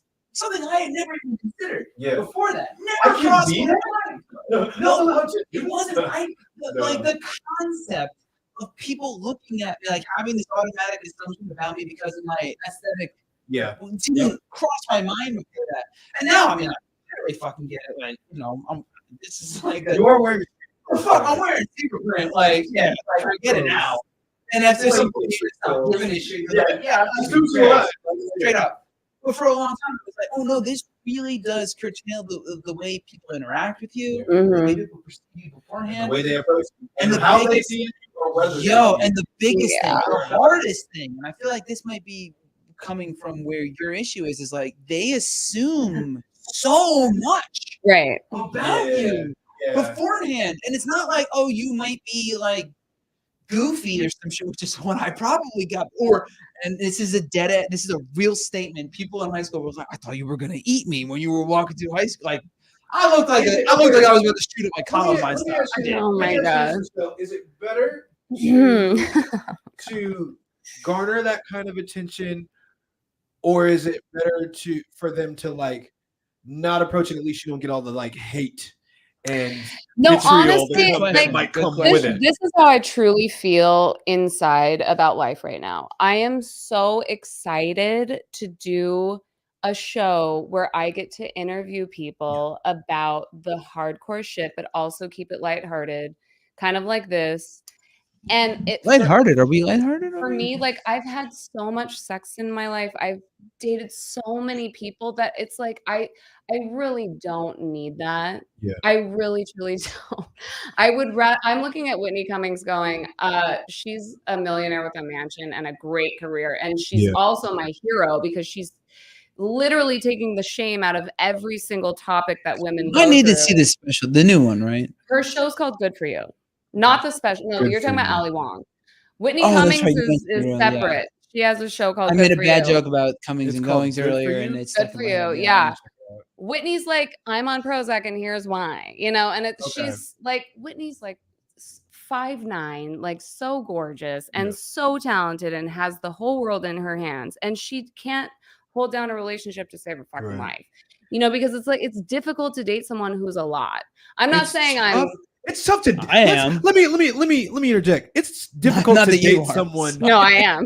No, So am I, yeah, It's difficult obviously. to date someone. Period. Full stop. Yes, Two yes, people yes. meshing the right way together is a very I mean, you and I have Very made it 57 difficult, episodes. and that is a very don't touch me difficult thing. It is not, like you're talking about putting two personalities, like character traits, like differences of opinion in one spot for long periods of time, and like, okay, now don't try to kill each other. Yeah. It's a lot. Yeah, Like, it's a that is lot. not an easy thing for humans to do, but And I am okay with not doing that. So, Word. like It's easier. maybe later in life. Yeah. But it just is an observation. I'm like, this is so bizarre. Like, it's not a thing for me. Like, I don't have hot guys DMing me, and like people just think that would be a Is the thing for me. And it's like, constant. no, it's not. So it's fine. Like, I'm not really concerned. I feel like it's this weird thing where I wish Slim was here. I've been watching this anime. Oh God. I know. Well, before you get into that, No, I won't. No, shut the fuck up. I've been watching this show, Love is War, goofy little thing, but it's like these two people who are both like basically on even footing, and they're both like these student, council president, whatever. Like they're both like high up, and they have the, but then no one wants to like acknowledge the level that the other person is at. It's sort of this like if you're at this point where you're like, oh, I think I'm XYZ, I'm top tier, right? I'm top tier. So then I cannot go and then like ask for something. They should come to me. You know what? I get that. And it's literally the entire fucking premise of this whole thing based on manga. And dude, when they start going into details and this shit, you're like, just the way you think of all the little interactions you have. Yeah. All of them. It's just this don't give up ground. And the act of DMing somebody is sort of like, hey, I'm going to be vulnerable. Yeah. And that's actually especially in today's culture, like society dating culture. There's something else. It's a vulnerable thing to do. There's something else to be said about how consequence, like I just talked about. How much easier it is to approach someone from a negative standpoint or like I said, a vitriol standpoint than it is to be positive. So everybody wants to save face. So what they'll do is, their way of kind of like getting your attention is critiquing you, or I'm gonna fucking troll you a little bit. Yes, I'm gonna absolutely. troll you, and that's gonna get your attention, and then you're gonna more so than me like, hey, you know what? Just flat out, like you're good at this, you're da da da da like this. No, that gets you lost in the shuffle of all the other guys that or girls or whatever. Sure. They're paying you this attention. So what they do is they'll say that fucking fuck shit thing just to work your nerves. So like, what the fuck? And they're like, hey, gotcha. Like it's that that's a social media brought about kind of like understanding. I mean, awareness of how to at the very interact. least, highlighted it. Oh yeah. Well, because there's such a herd that like in order for you to rise above the herd, This is a short way of saying real. I'm gonna make this real concise. Yo, DM her Michelle. if you're interested. No, I really don't. It's fine. I have like this vortex going, don't do it. Like my whole body is You're like, worthy. please don't do it. Don't do it. Weird. Everybody DM her now. No, but I was also going to bring that up because it's like whatever you think about, you bring about. And internally, I'm like, please don't, like, stay away from me. So that I'm probably like, manifesting the non-DM Somebody's gonna be situation. like, well, so I got your hair from this one place. I was just wondering if maybe you'd like to come over and take a look at it. One day. Dude. I have a voodoo doll made out of it. I made a voodoo Do you doll. feel It this? looks just like Did you feel that by the way. pinch in your right side just now? So creepy. Super creepy. Oh. I have dated a few verified celebrity types, and it's a nightmare. So Really? What? I mean, I can only imagine it. Why so? Out of curiosity. Maybe I shouldn't have. You don't have to say. You don't have to mention names. Yeah, you don't have to be specific. Do you want? We can move on. We can move on. It's kind of like when someone's like, "What do you think about these two headshots? This one or It's this just. one?" Is it just It's too? like, Is they're it too so, much? like, Wow. They're Wait a so minute. cerebral. Happen? They gotta should just have like a nice Yeah, but wait, emotional wait, wait, wait. I have connotation. the That's also- juiciest. I have that's the also juiciest super- stories. Oh no, don't. I know, Also I super know. self-absorbed and arrogant though. Like that's real. That's actual arrogance. Well, I mean, I think That's actual. That's not like the Or the tongue-in-cheek insecurities. shit. Or insecurities. yeah. But isn't it the same thing? I know it. I know at least yeah, five. hand in hand. I know a handful of dudes that are really focused on their career. Okay. And okay, will okay, ask you okay. questions. Yeah, all right. Like they're obsessive about. What they're trying to do. Yes, okay. like- I mean, from that standpoint, And I get that, Oh, but weird. it's almost like you see that in movies where it's like the guy is like obsessing and the Sure. girl's like, oh my god, like right? why am I with you? Why? Um, But why? But why though? It's a thing. I It think is. like in LA especially, like guys are so girly when it comes to their image and career. Like Yeah. they're very like prissy and diva, like, and it is You said to me. Are you a diva? You're a diva, huh? I'm a little Tina? bit. You're they can be definitely a diva. competitive Yes, as I know. well. Yes and no. Like I don't deal with Yes. men breaking me down online, but I have Yeah. That's dated. child shit. Yeah, but I've dated quite a few people that That do it love in to person? break you Yeah. down like in an argument or Yeah. kind See of like that, hint yeah. at like what you need to fix or do Ooh. or why aren't you doing this Yeah. or oh you're doing that but look at what I'm doing. It's like Yeah. like One-upmanship. instead of What empowering do the you call it? person. Johnny Impressor. That's what. All right, real quick, since this is call it. live, I'm just gonna ask. Yeah. Because I'm genuinely enjoying this You shouldn't conversation. start a question like No, that. no, no, Yeah, no, it's no, so no, no. terrifying. I'm like, No, wait. I was like, Sorry, oh, shit. Look, we've done 57 episodes of this show. Yes. And never, ever in all 57 episodes, I don't think, maybe once, have I ever had to get up and walk out of the room for a quick moment. I need to use the restroom. And I Oh, don't, go ahead, bud. and I don't want to end this episode because this has actually been a fantastic conversation. Yeah. And I can't edit this. I usually am the one that does that. Yes. I am Right back. I am dying. Okay, go. Go. I'm gonna remove I'm myself. gonna talk to the ladies for a minute with Yes. Dane. With Dane. Yeah, well, I mean, you can consider me one of the girls. I will say this. So you had mentioned, and I think it ties in a little bit, kind of actually pretty well. You mentioned kind of that microaggression, that you're doing this, but so a lot of that feels like it can feed into the kind of insecurity and depression that an artist, Oh my especially when most of god. your career is based on those successes, those wins, those things that you're doing that make you feel like you're still doing a good job. Yeah. How then do you cope with that? So you don't have to be specific about people or anything like that. Well, but- what I would like to bring up Queen Herbie again because Yeah. her husband Nick is so supportive of her. I mean, and he will even go into the comments and be like, "Damn, baby!" Like, even if he produced the song or he already knows she's gonna post the promo content, he's just in there like team Queen Herbie, and I'm like, God, that is the dream. Like, I would love to be married to a man who is an amazing producer and just popping songs out for me on the daily. Like, oh my God. That's super cool. That's a fantasy. And it makes it like it makes it a lot less work because you're like, I got one in my corner no matter what. Yes. The rest of y'all are icing, and that's cool and all, but at least I know no matter what Yeah. I put out, because a lot of it is you don't know what's gonna you don't know how it's gonna be received, but And you know that you have one person in your corner. by the way, she just publicly stated how old she is. Like it was her birthday. She just turned 36 years old and she does not care because her man loves her and she's killing it. Like she has almost 2 million monthly listeners on Spotify and she's on the charts. Like she truly doesn't care because she is so loved.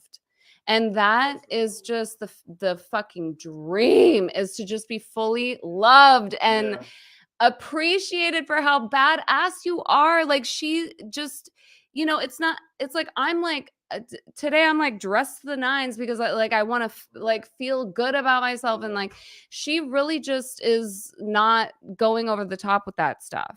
Like she's being herself, it's so genuine. And I look at that and I'm like, that is definitely where we all want to be, is truly someone just being like, you are the shit. You are so amazing. I mean, it's just a prime example of how great things can be. Why she's thriving as an artist, because she's getting the correct support that she needs. Yeah. And we all thrive when we have the right people helping Energy, us. man. Energy feeds energy. Which brings me to the team that I'm working with right now. Shout out to Curated Artists and Sequoia and Manuel. Both of you guys, Joe and Sequoia, just amazing human beings. And Joe, thank God, is gay. And I don't have to worry about somebody hitting on me, right? I don't think I've ever heard that statement in my life. I have. Yeah. Thank God he's gay. Thank God. Oh my God. It almost feels contradictory, doesn't it? I love the gay so Thank much. God he's gay. And and he's a Reiki healer too. And so it's like I have journaled for years. Yeah, Reiki. I've journaled for years to the universe. Like, please bring me a team that feels like family. Please bring me a team that I can just, I don't want it to feel like these invisible corporate monstrous drone bullshit. Yes, it's always been such a You're nightmare. not a product, you're a person. Yes. Like Twigs has a team that's family. Like when it's family, you thrive. Yeah. Really. Well, I think it comes back to what we were talking about earlier, when everyone's doing what they want to do and it feels right, because we all got into this industry for a reason. There was a love there first. Yeah. Then obviously bills to pay and living in LA is expensive. So I get it. But is. Really and everything just went the fuck up. Everything just went the fuck up. I went to the fucking store the other day and all of cereal is now $7 a fucking box. I don't understand how cereal is the same price as a gallon of gas, and the box got smaller. Anyway, your TikTok about gas in LA, and Dana's crying into the camera, so terrible, going like this with $100 bills. It was terrible. And I drive a fucking V8, and it's like, and I have to use premium. It's 91 octane. And fuck out of here. It's expensive. It's expensive. Sorry, everything is expensive. But no, that's literally, this show should just be called Departures from the Thread. That's it. But all of that being said, there are good people. Yeah, and there are good people out there. And I feel calm in life right now. Like I'm not terrified of not making it. Yeah. I'm like, I feel validated. That has to be some version of bliss. Yeah. I don't know that feeling. Yeah. It's amazing. It's been a nightmare, but I'm so proud of the moments that I've had. Yeah. That I get. Yeah. And I'm like, you know what? I'm seen, and and I feel validated. You really do feel seen. Yes. That's amazing. I do. And also what's so funny about Queen Herbie is I'm like, I'm so grateful that she's putting all this music out, because if I had her situation, it would have a similar sound. And I'm like, I'm glad another human did it for me. It's such a relief that it's out in the world. Sure. Right. And I will continue to do music when the right people come along. But when I was younger, I would cry and be like, oh my God, it's my birthday and I'm turning 23 and my life is over. It's like, we have no concept at the time. It's just so depressing, because you're not even close, and how expensive you do it is. now. Yeah, it's like, I knew then. I knew then. Growing up, I was always told, wait till you're this age. Wait till you're that age, and then this will feel X, Y, and like all and I'm just like, sure. But And you then have you to get there, remember, no, in a dance studio, they tell you you're 8 years old, and they're like, your career's about to be over. like you're not gonna be able to walk by the time you're 22. So like, like kids move to LA when they're 12, 13. Yeah. Even younger than that sometimes. You're the peak of agility. Yeah. So in my mind, I was always like fighting against the clock. Yeah. Even as a kid, I was like, "Oh my god, when am I going to start my Everyone's career?" fighting against the clock. Are we not all? I was gonna say, I feel like especially if you live in this town, yeah, if you live there should as just a be a human giant being, fucking everyone clock is instead of a fighting against Hollywood the clock. sign, right? Just replace it with a giant clock and the sentence impending. 2 clocks in wood. Yeah. Yeah, but I look up to so many women that are way older than me. And like I brought up Heather McDonald to you guys earlier. Like she's hilarious. I love her podcast and she's like way older. And I'm putting together a guest list for House of Royale. And I'm like, who would be the shit is Terry Hatcher because she went to school with my mom and she babysat me and she's iconic as fuck. Like it doesn't matter how old you are, really. Sure. Like I think we really need to, and I'm, I am so stressed out about my age. So it's like hilarious that I'm preaching this shit, but I do believe that it's gonna get better. It really does become like it's a thing that didn't matter. Yeah. That suddenly becomes so prevalent. I totally just noticed you're in the middle now. I know. It's so weird. Anyway. It is, isn't it? Yeah. I saw it when I had it. I'm so sorry, by the way, everybody. I could not. I've literally never done that. Shit like that. No, like I've never done. I'm embarrassed. I'm sorry. Fucking messy. Tighten it up. I couldn't. We're all making good points. It's great conversation, and I'm like, I don't want to just be like, all right, well, let's wrap up the show because Santino has to go tinkle. I think I've done that like 3 or 4 no, times. you have, yeah. But I'm like, I've never done it before.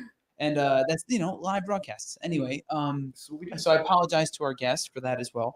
But no, I agree. The age thing becomes more prevalent the older you get. But also at the same time, you start to realize that because I feel like there's this window where it matters so much because you're so worried about it because you're thinking, oh, it's going to be a problem. Yeah. But then there's so many good things that come with it. And I know they say wisdom and all that shit too, but it's like it really is just the experience of all this shit. And I know this is like a popular turn of phrase, but fuck, like genuinely, if I could take the experience and knowledge I have now and impart it upon my younger self, the things 20-year-old Santino could do it's fucking insane. And the shit that I shouldn't have been worried about. Yeah, but I look back and I'm like, I knew what I was up against, like, especially being a woman. And when I first came to LA, every single man was like, oh, you're the easiest target on the planet. Sure. I don't blame my younger self. I fought so fucking hard to have a career. And I'm like, how else would I have done it? I don't know what I could have done differently. Like, because I had great roots. My mom really trained us how to be professionals. Sorry, no, just so what I was saying isn't misconstrued. It's not that. I agree with you on that. It's just it wasn't the external pressures. It was the internal. Yeah, I hear what you're saying. Internal pressures. Yeah. I don't know about you. Maybe you weren't the same way, but I was like grossly too hard on myself when I was younger. No, obviously we all are. Yeah, I mean, I still am. I still am. But listen, if you want to play amongst the fucking stars, you can't have a fucking down to earth mentality. And when it comes to your career, clip. No, clip I'm that. talking about clip. I wasn't ready for that. I didn't even know that was coming out of my mouth. That. Yeah. Say it again in full so I can clip that shit. Okay. If you want to play amongst the stars, you can't have a down-to-earth mentality. Okay, but let me remind you guys, if you guys became celebrities in like the Y2K era, you would have regretted that shit so badly. Like the amount of blackmail we all would have had, that would have not been good. Yeah. So at least we don't have that to look back on. Y2K era, I was in high school though, so it's that's what I mean, though. Like Britney was 16 when she became a superstar. If I had become famous, agreed. Like how young she really was at that time, because she looked like we were all like 9 when she was a star. she's old enough to be that, but you don't realize. No, she was just 16. She was a child, and Fucking kid. all I'm saying is that when I look back, when I came to LA in 2010, I was not ready to be a celebrity or a star. Like You came from Cali though. You Bay Area? I came from the Bay Area, Okay. yeah. But I just mean Bay like being Area. media trained and like, oh my Oh, yeah. God, knowing what you look like in front of the camera, like that was a journey. So Just- that's actually what God. I mentioned it. So that's actually that just triggered. Yo, that fucked me up. Yeah. I played my first shows when I was like 13. Yeah. I had zero clue how heavy I was. I didn't know. And you look bigger. Well, don't you look bigger on camera? Well, no that's matter thing what? is 10 Isn't that pounds, thing? but like when you're 300 pounds, that's 10 pounds, like give or take, what the fuck? I love those. And 10 I saw, pounds. I saw pictures of appreciate myself, them. and it shattered my little mind. It shattered my mind That's what too. made me lose the weight. I was I so thought depressed because of it. Yeah, I thought that I was so hot. And when I started doing headshots and I realized all of the things that were wrong with my face, I was like, I'm not as hot as my mom. And there's so many things that are wrong. I wanna. And people will tell you and they'll point it out and they'll be like, oh, your nose is I crooked. wanna. I want to caution anybody that might see this later on that's not as well versed when she says the things that are wrong with my face. What she means is there's nothing wrong with your faces. Yeah. What she means is there are certain characteristics that appear a certain way on camera. Yeah, that you're yeah, not yeah. aware of that you have to kind of take into account, like If the lighting, angles, lighting- all The that lens stuff. can Lighting. make, yeah, you're I like, don't want anybody to be like, "Fuck, I gotta get surgery," and I'm like turning 17 soon. Yeah, like, and everyone in relax. this room knows, real quick, the bane of being filmed from this angle, from people off stage. so many angles. Yo, no one should be filmed Yeah. from down here ever. I Moving didn't around know like that a the crazy right person. side of my face looked like a witch troll. Like Fuck you, literally, skinny bastard. the right side of my face looks like a pointy, like chin up, nose down. Like You know, Stop. okay, wait, and that goes. You that- really? I told you, you're hard. You're too wait, hard on yourself. That goes right back. That goes right back to Said kettle to pot. what people see when they see you. Because so the other day, but photographers will. well, so yeah, so They're the but worst. it's still Because you can hear them telling you what's wrong without telling you what's wrong. it's still so very subjective, even if the Oh, photographer fuck, tells you yeah, that, the worst. because there are people that are going to see that shot that they will never see. Yes, they will. Any of that stuff They will. that you thought they were going to see, so The for majority don't, though. I'll give you real quick. We've all seen Kylie's before and after. Okay. No, but it's like hitting that one weird note on stage. They don't notice. Kylie, They don't notice. These days, people are pretty I don't know, fucking man. judgy. You know who? Okay, the- I will say this. I Some notice. people, Everyone else doesn't Some notice. people will notice some things, and some people will Most notice people. the same thing. But everybody's not going to notice that thing, and it's not going to be enough. I promise you, it's not Can I- enough people that are noticing it. That it's like, oh my god, this is terrible. You'd be. I'm gonna surprised. hold it real quick. I'm gonna say this. This is something I Don't. No, I'm going I'm to. kidding. I will not. No, this is a thing, and it took me. You're this- doing it now. It's kind of hard. No, you're good. You're good. This harkens back a bit to the previous conversation, about like our perceptions of ourselves and other people's perception of us and all. And this is something that has taken me a very long time to kind of like figure out, is that it's not like I know as a performer, as a singer, I know if I hit a sour note, or if I moved weird on stage, or I did something XYZ that was off. Yeah. Pick a thing I've done, and like during the show, right? During the show, like there's been so many times where like maybe I stuttered, or I said something that was I pronounced something pronounced something wrong. My pronunciation was a little off, or whatever. Pick, so many different times where you're in front of other people and their opinion is important to you. Blah blah blah blah blah. I do realize from a performer's standpoint, perfectionist for sure. But from this vantage point, from my vantage point, I'm seeing the details. That is impossible to undo. And that will always be the case. And it is what has made me strive to be better, which is great. And it's the blessing and the curse situation. Well, let me tell you this. Sometimes artists will post clips and I'm like, why did you post But that? you're But like so, but to this whole No, when I Everybody's saw an the clip artist. that he posted, I was like, oh, he gets it. yeah. He totally Wait, gets it. You know what it is? Hold on. You know what He it posted is? a rehearsal clip, and I'm like, Oh, oh, You know why? this is good. And he knew when to chop it off. Yeah. You And know, I saw you immediately. I was like, okay, he gets it. there's this thing, and again, like I was saying, it took me forever to realize this. It's not about I can point to that exact clip Yeah. and look at everything wrong in it. Yeah. And Yeah, but you know this. still knew that You it know what passed the bar You know to why? post. This is what it took me forever to learn. It is not about what I see, what I hear, any of that. Because what I see and hear is going to be different dramatically than everyone else. It is what everyone else That's why I trust you as a feels. Yes. What the audience and the viewer feels. Look, at some point you is have to let another go. world of shit. Yeah. I wouldn't post anything if it was up to me. Facts. You know what I mean? Facts. And I would be ghost on y'all all would get- social media Y'all would forever. get all of this shit. I don't want to post shit. every single woman, you know who you are. Every time I talk to you guys about like, why are you not posting? Yeah. Seriously, don't die with your art We inside you. see and hear everything else, but it's not that. It's when I'm scrolling through social media and I'm looking at something, I'm not criticizing the minutia of that image or that song. Nobody's looking It's at just that this made me. Nobody's looking at it. Yeah. Nobody is. Nobody. The only I other people, promise you no one is. you know who is? The only other people who are other content creators, usually. Maybe. Yeah. The truth is, though, and they're all in this town, and we know them. We've had this conversation, but the truth is, it's really just like, oh, like she's a certain way, tap, like cool, swipe next. Yeah. He's funny, tap. Oh, that song sounds good, tap. She's Yeah. got a great voice. He's got a great voice. Yeah. He can pick things up and put them down. Cool, double tap. Mhm. Like, it's Yeah. an immediate gratification feeling thing. Yeah. Because once you start to understand how to make like what the other people feel when they interact with media, it changes everything. Yeah.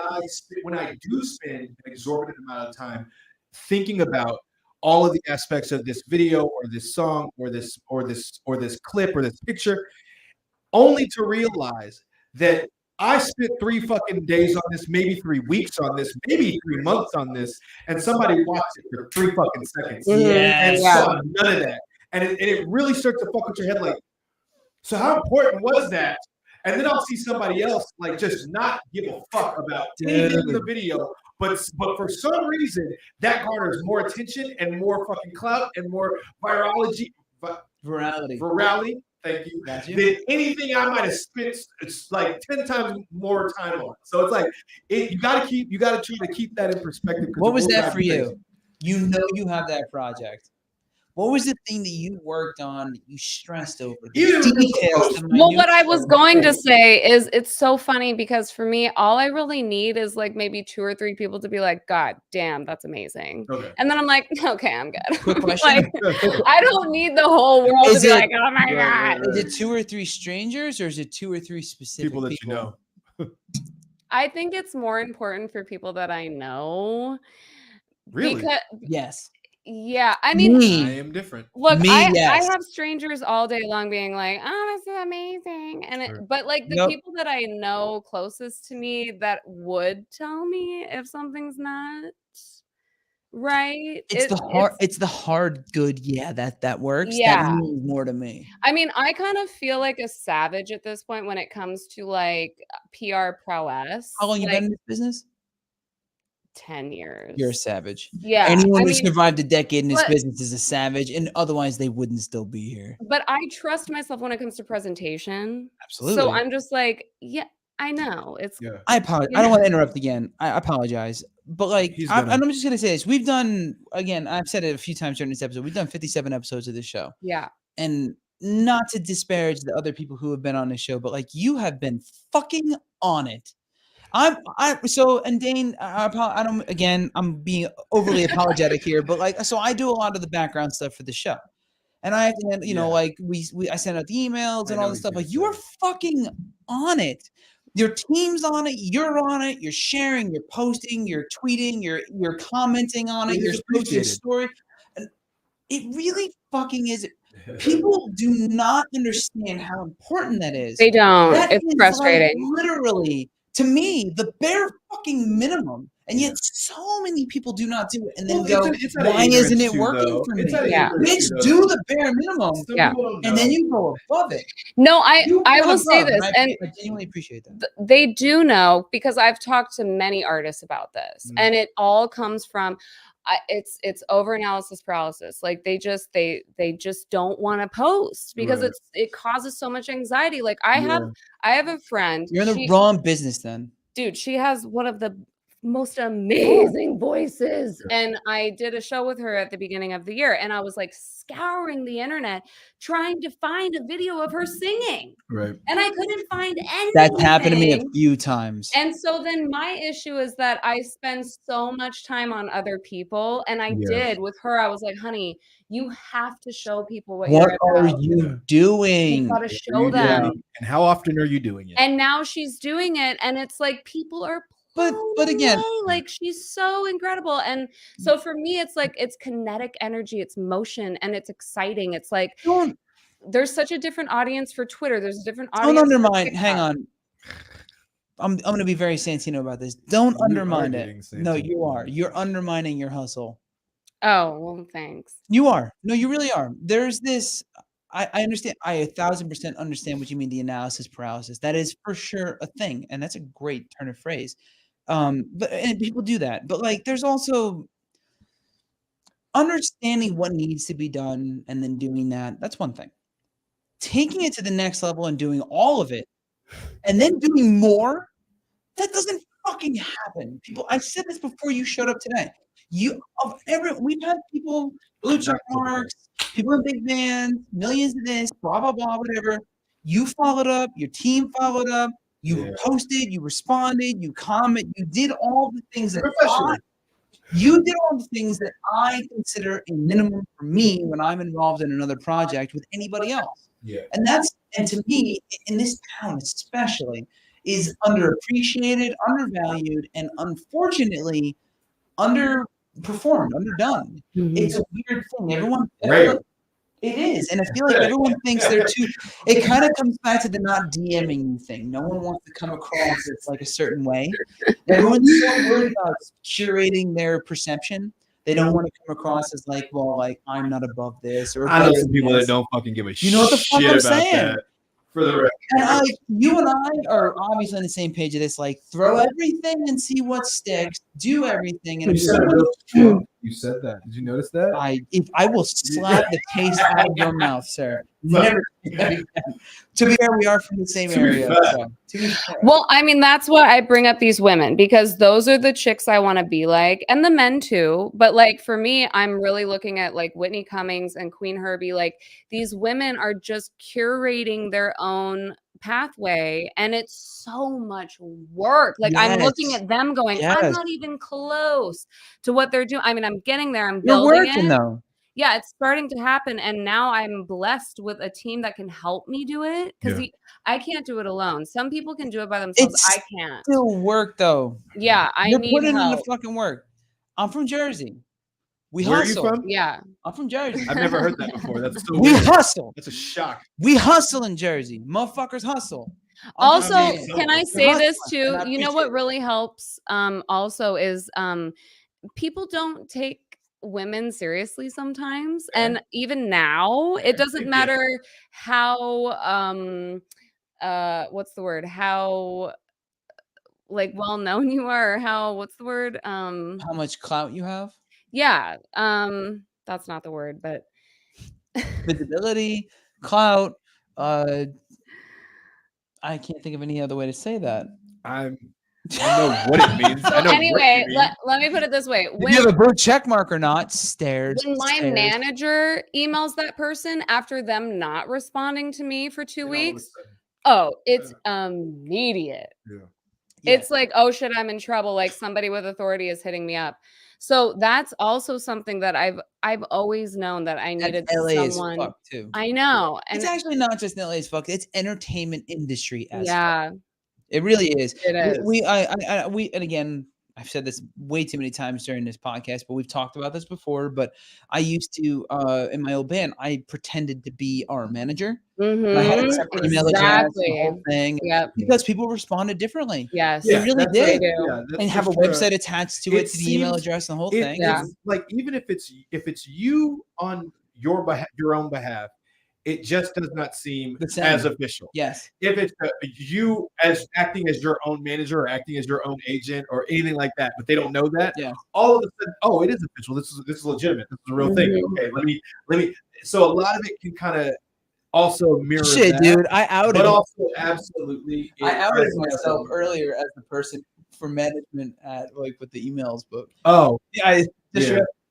yeah, but I just met your manager. He's amazing. So great. Yeah. Totally. Scooter? Sure, Braun. Scooter Braun. Right, Sharon Bieber. Oh. Shout out Scooter Braun, by the way. We have the same therapist. It's so crazy. Really? No. No. Well played. But he should. I see him at the vegan cafe I go to like every Wednesday. Every Wednesday. You do? No. Oh. Not vegan. But you know what I'm saying? Though? This is the game you gotta Shout out Taylor Swift. Shout out Taylor Swift. We love it. you. It is the game. It is. And also like learning how to be a business person. Twigs talks about that too. She's like, I don't want the business. I don't want to do the business. And it's such an issue for artists because we really just want to create. And it then find another profession. Yeah. Do you know yesterday I was sitting at my laptop. I was sitting at my laptop watching Selling Sunset. Shout out to Christine Quinn because I'm obsessed with you. It's interesting. All right. That's how I'll say it. And I'm sitting at my computer and I'm literally like infuriating. falling asleep trying to answer emails. And I'm like, I even took my Vans, bitch, and I cannot keep my eyes open. Like it's so boring. I know this about myself. If I am visually stimulated, I am awake. If I'm bored, ready to go. Oh my God, I'm a narcoleptic. If I'm bored, if I'm not stimulated. Same. So that's a problem too for artists. It's just you have to be I feel like almost every artist I know is some way neurodivergent. Yeah. I do. To some degree. To some degree, and I think you kind of have to. I mean, at bare minimum, being successful in the entertainment industry requires a certain level of obsession, a certain level of focus, and not only just that, too, to the business or the entertainment industry itself, but to the craft that you choose. Yes, you know, like to repeat. I mean, let's be real. Being a musician, starting out, the only way you get good at it, it's the same with sports, is repetition. You gotta be shitty to get better. Dude, I played that card. I played that card a little too long.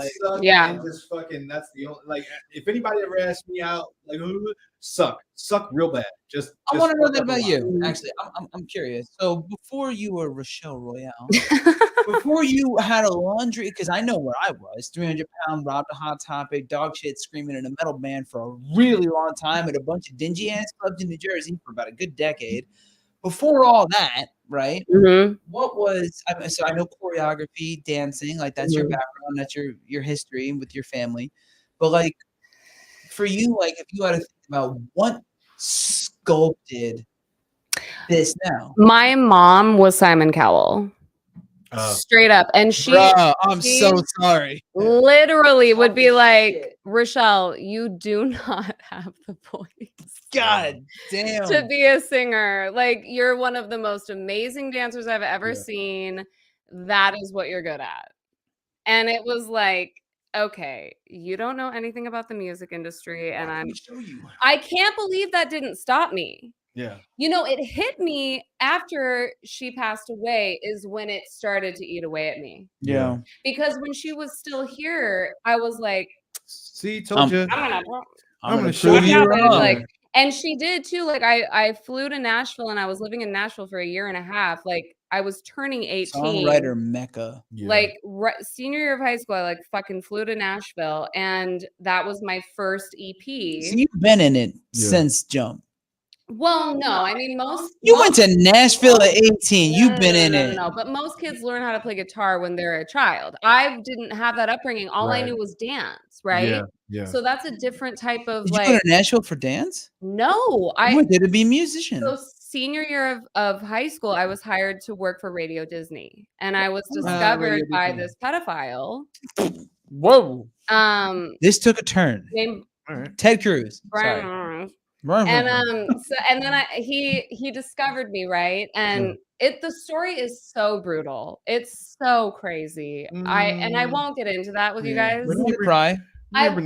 We do, but we don't. His feelings. No, it might be Stare. Really dark. A hefty story for now, I think. I'll save it for Barbara Walters. So I'll put a wig on. So here's what happened with my mom. I do a 5-song EP, and I send my parents the songs, and then I fly back and I go to a dance competition, and I'm like, your senior girls are dancing to my song. Okay. That's cool. I'm like, are you what does that mean? And she's like, well, the song's good. So so she was like shy proud. Well, she would never. But she wouldn't say it. Shy proud. Never shy tell proud. me. She would tell other people, and other moms would be like, "You know how proud your mom is of you," and I would be like, "Actually, no." My thing, She's my devastating. my folks was their like weird shade version was like, "What's your plan B?" Yeah, for a long time. Yeah, but like, and then it wasn't until like I was opening for like Big Acts, and it was like, oh, that question just kind of disappeared all of a sudden, and then it was like, oh, I'm so proud of you, which is awesome. Mine was. Oh, you play that show? Yeah. Wait, how much you get paid? Yeah. Yo, I made music, not much. Mom, I love you. Gail, I love you. What's the door? What was the door cost that night? What was the cut? And then plus merch, like not enough. That's the answer. How much they pay you? How much you get paid? Not enough. But I'm so grateful that she did that before she passed away, because I needed that. You know, I didn't know how much I needed it. You. And yeah, especially losing her. I was like, thank God we had that moment before she left. And then in 2013 and 2014, I was on the radio and I was signed to Q Prime. You know Q Prime. I do. And one of the first song with Mutt was playing 11 times a day. That's amazing. Nonstop. That's no small feat. That's really impressive. Seriously. Both of my brothers were like, the tap. It was the first time. No. The other one? No. The 3 songs that were on the radio from Mutt, I transferred over to SoundCloud. Okay. Because I was so upset about how that deal ended. Okay. Okay. All right. I can't believe I was. I'm just saying, able the camera's still on the mic. She's like, if we don't want to talk about it, just look at me. She's like, don't do it. Yeah. Santino, shut up. We're Don't still talk about live. it. I was very upset. Broadcast. I regret doing that, but I understand that feeling. So awful. I'm not going to say why because it's also live, but I understand that feeling. Oh, do you? Yeah, but no, I don't understand none of that shit. No, I was just gonna say that with I know what it's like to feel weird about it, for a lack of a better way to say. With my brothers, it was always like, okay, Rachele, like you're really gonna go to LA and like try to be a celebrity, like, and then I'm on the radio, and they were like my best friend, and like. My middle brother flew out here and was visiting me and like bragging about me. And then after the radio stuff, it was like ghost, boom, gone. Like, so I have friends like that. Yeah, and that was a wild thing to go through too, because then there's even more pressure. Like, oh my God, I'm only loved if I'm doing something big. If it's working. Yeah. Because nobody ever looks at the 99% of the time between. You're only as good as your last hit. Yeah. What was that? Yeah. It's the truth. I mean, people don't understand the amount of effort and work, and we've again, this might be my catchphrase for the evening. Is we've talked about this on an episode before, but the amount of work that goes into the art that we choose ain't for no bitch shit. You gotta want that. You know, like you gotta stack the fuck up. Get into the trenches and get this shit to work for you. I think we talked about it with Slim too. It's like, we do so much, just to get to the part we enjoy, just to get to the part that we love, and it's really like you love it. Same, and I can't stop. I honestly sometimes kind of wish that like I was simpler, but I'm not, and I'm also really grateful I'm not. I wish I was. You know that. No, the second I look at another artist who's doing more than me, I'm like, oh my God, I'm fucking up. I'm slacking. I'm so so lazy, So there's always gonna be our, heroes out there that are really doing it, and it's okay that I mean, yeah, there's also we are time doing a work lot. opportunity resources For sure. Well, you're Yeah. not to downplay it, but like you said earlier, you had worked with a gentleman who, by happenstance, happened to be the most recent project when he met Mutt.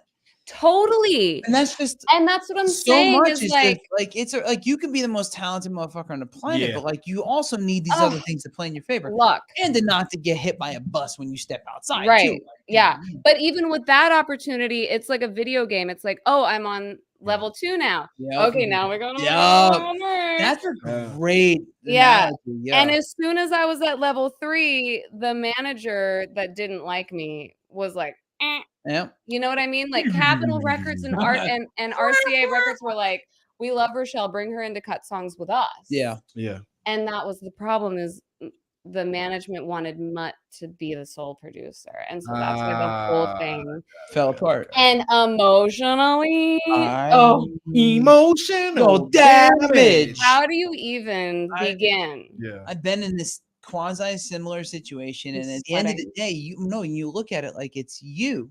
Yeah, well, it's really hard yeah. to disassociate from the happenstance and circumstance of these situations because on top of it. But what about the resentment? I mean, for me, that was eating me alive. No, but for me, it was pointing the finger at this man that literally just took my life away from me. Yeah. And that's where I was at mentally. I wasn't like, oh, me. I was like, oh, this is the stories they talk about. Well, like the power trippers that literally press a button and your life is over. Like That's a really interesting perspective. So you looked at it like it was they fault. flipped the switch for you. Yeah.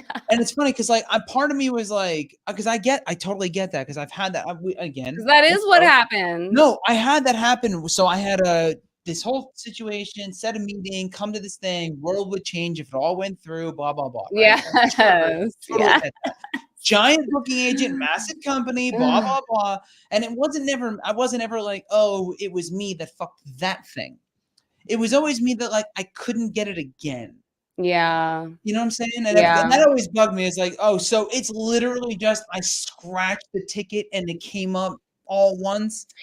Fuck, like, so I don't believe that, but it's still hard which can also cause you to make really bad decisions. After all right, hold on. I feel called out. I'm walking away. No, for me, change his name for the 17th time and genre. For me, the second opportunity the opportunity that came along after that, I was like, I'm in the lion's den and this is about to be really bad.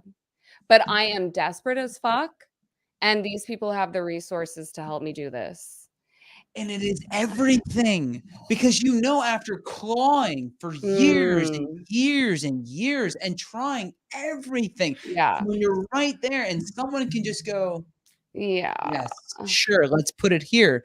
And it's literally, you're as principled as I am, as principled as I usually am. There were moments where I'm like, fuck it, I want this to work. Yeah. So that if this works, I can do whatever I want afterwards. Well, I even made sure that there was like a morality clause with the second situation. Like I was like, I can't do this. That's smart. Deal with you if you think that you're gonna touch me or try to have sex with me. Absolutely. And that person it's very I'm not claiming it's similar in that regard. But like they had to take a moment and think about that, and that's when you go, maybe I shouldn't do this.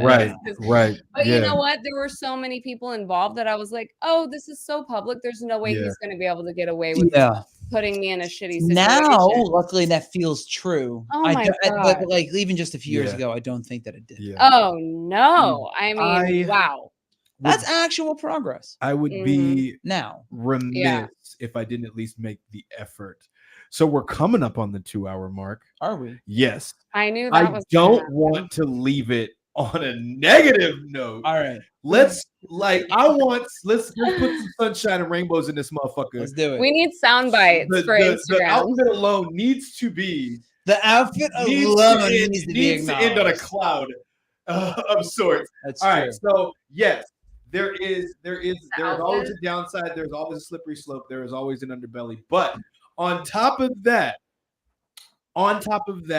there is the love for what you're doing, what you're creating, what you're making happen, and what you had to go through just to get to where you are right now. The clicks just went through the roof. Speaking of where you are right now, Okay. what do you have coming out? What do you have that you have out that you want? Oh, wait, hot ones. This camera. Tell the world what you got going on. Where can we find My stuff nails are popping that makes Rachele Royale feel like she's okay? good? What I want you guys to do is give me suggestions for celebrity guests for the show. Okay. Oh yeah, I got them. I want Whitney Cummings. Oh no, I got them. Paris Hilton. Yeah. I want Julia Fox. I want all of the. You want Santino Campanelli and Dana Gray is what you want. Yeah, but I want Except controversy. I want controversy. All my nails are popping off. Yo, if you really want If you want controversy, controversy, Santino and Dana. I'm just saying. Yes, absolutely. We will get you canceled tomorrow. I want people who are gonna stir the pot and fuck it up. Okay. Where was this at the beginning of the episode? No. But I just okay. But Trust me. let's feeling betrayed. remember that. Yeah. In the beginning of House of Royale, I really do want it to be female forward because I know a lot of women that are still living in silence. I know a woman. Yeah, but she's not living in silence. She's like empowered. I'm talking about girls that are afraid to speak out and She's been incredibly better at it. Yes. yeah, and say what you want and know how badass you are. Like I really want we're gonna shoot the first 10 episodes in New York. Okay. And Whitney Cummings is definitely a great example of the type of women I want on there that are just loud and gonna just say the real shit. I know some amazing women in New York if you're looking. Well, We'll talk afterwards. Yeah, so that is coming. Okay, you guys, like we are Whitney. Whitney. Damn it. Like that much. Yeah, we're gonna release the trailer, which was shot by Sequoia and Manuel and Malcolm Guest. I love you guys. It's such a cool trailer, and it's gonna be on YouTube or Isaac Aaron, who's so hot. Oh my god. It's gonna be everywhere. We have a new Instagram for House of Royale. We have a new Twitter for House of Royale. We have an amazing woman named Charlie Bella Rose, who is designing the website and all of the graphics, and her Instagram is Holly Wounded, and it's these comedy sketches about like being a woman in LA and dealing with the dating drama. But her mind is like, we are one. Like I see her, she sees me, and I'm like, we're gonna do it up. We're gonna do it like Selling Sunset, Paris Hilton, like fucking diamonds, but also like there it is, Selling Sunset again. Yeah. I mean, you're a fan. You're a fan. It's okay. It's okay. Yeah. It's a new. To me, it's a new show that just came out, and I'm like, this is so fun doing to it for watch. you. Yeah. Like, it reminds me of like Y2K shit, like the outfits and like the fucking savagery with the fashion. Well, it's all cyclical, isn't it? I want to be given permission to wear outfits like that. Hold it. Wait. You guys know what I mean. You're what the no, fuck? but I'm doing it. How can you say that with a straight face wearing the outfit you're wearing right now? I have the courage to do this because we have. It's not a bad thing. I'm saying you're doing it. That are making. You're literally setting trends. I know. No. This is who I am, and Which is awesome. And I'm owning it. But I'm saying it's easier for me. It's easier for me to own it because of the icons out there right now who are taking the shame out of. Okay. Because a few years ago, it was so embarrassing to dress in all pink and frills and puffy and da-da-da-da-da. Did you not before that? Such a negative. I get it. Well, I had pitch black hair before this. I didn't know. I don't know. This is the first version of you I know. I mean, I love being a vampire goth. Like and that was an era for me. Same. And I still have my fangs. I still have my fangs. But vampire feeling. But I don't want to feel like a jackass for wearing a Rainbow Bride outfit. Like you shouldn't. And all of a sudden, you never have should. These women who are millionaires that are like, yes, I'm gonna wear puffy sleeves and hot pink shoes. But you're doing it too. And I'm doing it because we have chicks out there that are saying, fuck that. All right. We're owning this. Hang on. You know what I mean? I don't mean to sound rude. Spearheaders. Hold She's- it. I don't she's mean. acknowledging Hang on. spearheaders. Stop. It helps. I don't mean to sound rude. I know that we're not millionaires in this room yet, Yet. but you're doing that. Thank you. You are. I know. You're literally the full frilly. Yes. You know, like the whole thing. Like, but I'm being honest. you're crushing it. I'm being just saying. honest. From lockdown I to couldn't hear now. that. No, but from lockdown to You try. now, I would try. literally Whitney, thank you. Christine Quinn, Queen Herbie. It's women like that I said to myself, hey, Rachele, guess what? You can do it. I get that. I totally I get am that. definitely going to check out Queen Herbie because I Hell yeah. heard a lot. So good thing. Well, good but things plus to look. Cameron, like before, like I was a fan prior. So Okay. I need Yeah, to yeah, check. yeah. Yeah, that's awesome. And also Kim Petras. Make sure you guys check out Kim Petras. Impetuous. Yeah. And what's your Instagram and your Twitter and It's your all Rachele Royale, you guys. And Spell it out for us for the audio only version of the podcast. Rachele. Royale. Bam. Boom. Okay. And there are 4 brand new songs that are, to me, they're still new. So it's Hooligans, which the boys blasted yesterday, and that made my heart sing. Thank you so much. And also our mutual friend From one Ashley. hooligan to another. Yeah, Ashley Pagliuso is on the Empire artwork. Philia. Yeah, Yes. Empire Philia. That's the homegirl. So is Birthday coming up. Yeah, and Chelsea. Yours too, buddy. Yeah, it is. Okay, so there's Hooligans, there's Please Her, there's Diamonds, and there's Rules. And then also the Nova Pop album, I'm featured on like 4 songs on there. And Awesome. so that's all on Spotify. And Check out Spotify too. the Please Crushing Her it. music video was directed by Matt Cady and Ricky Palomino, and they are both dancers, choreographers. They're incredible. They do like Madonna and all these big people. And then the music video for Light It Up is also in my link tree. Good. So you kind of have to search for Yo, that. you have the largest link tree I've seen in a while. Just calling that out. Yeah. Full on blowing up your shit right now. Should I clean it up?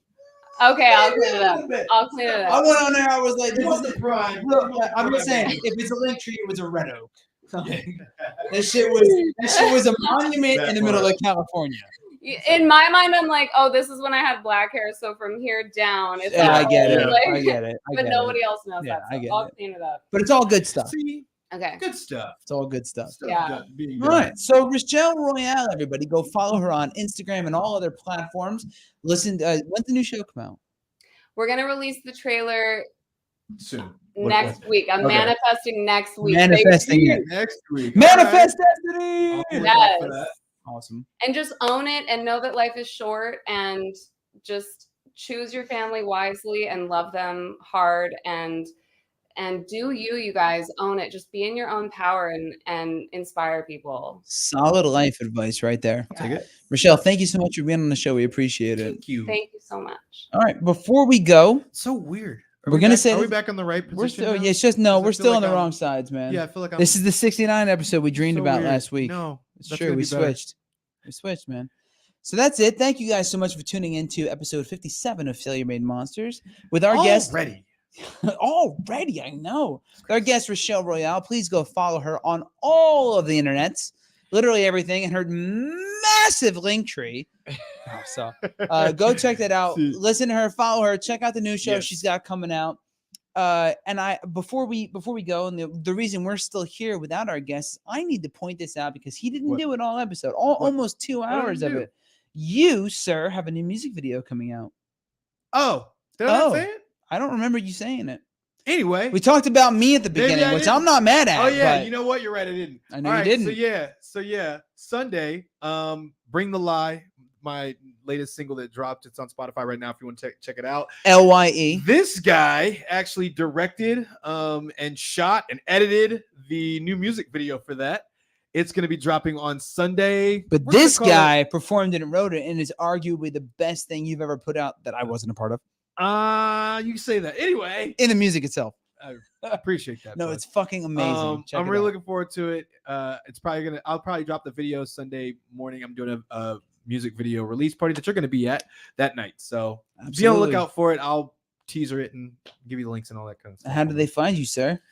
I know they've watched the show, but I'm going to ask anyway. DAYNETHEGR and the number 8 for my website Boom. and all of my social media and all of that stuff. That's Dane it. the Great. That's it.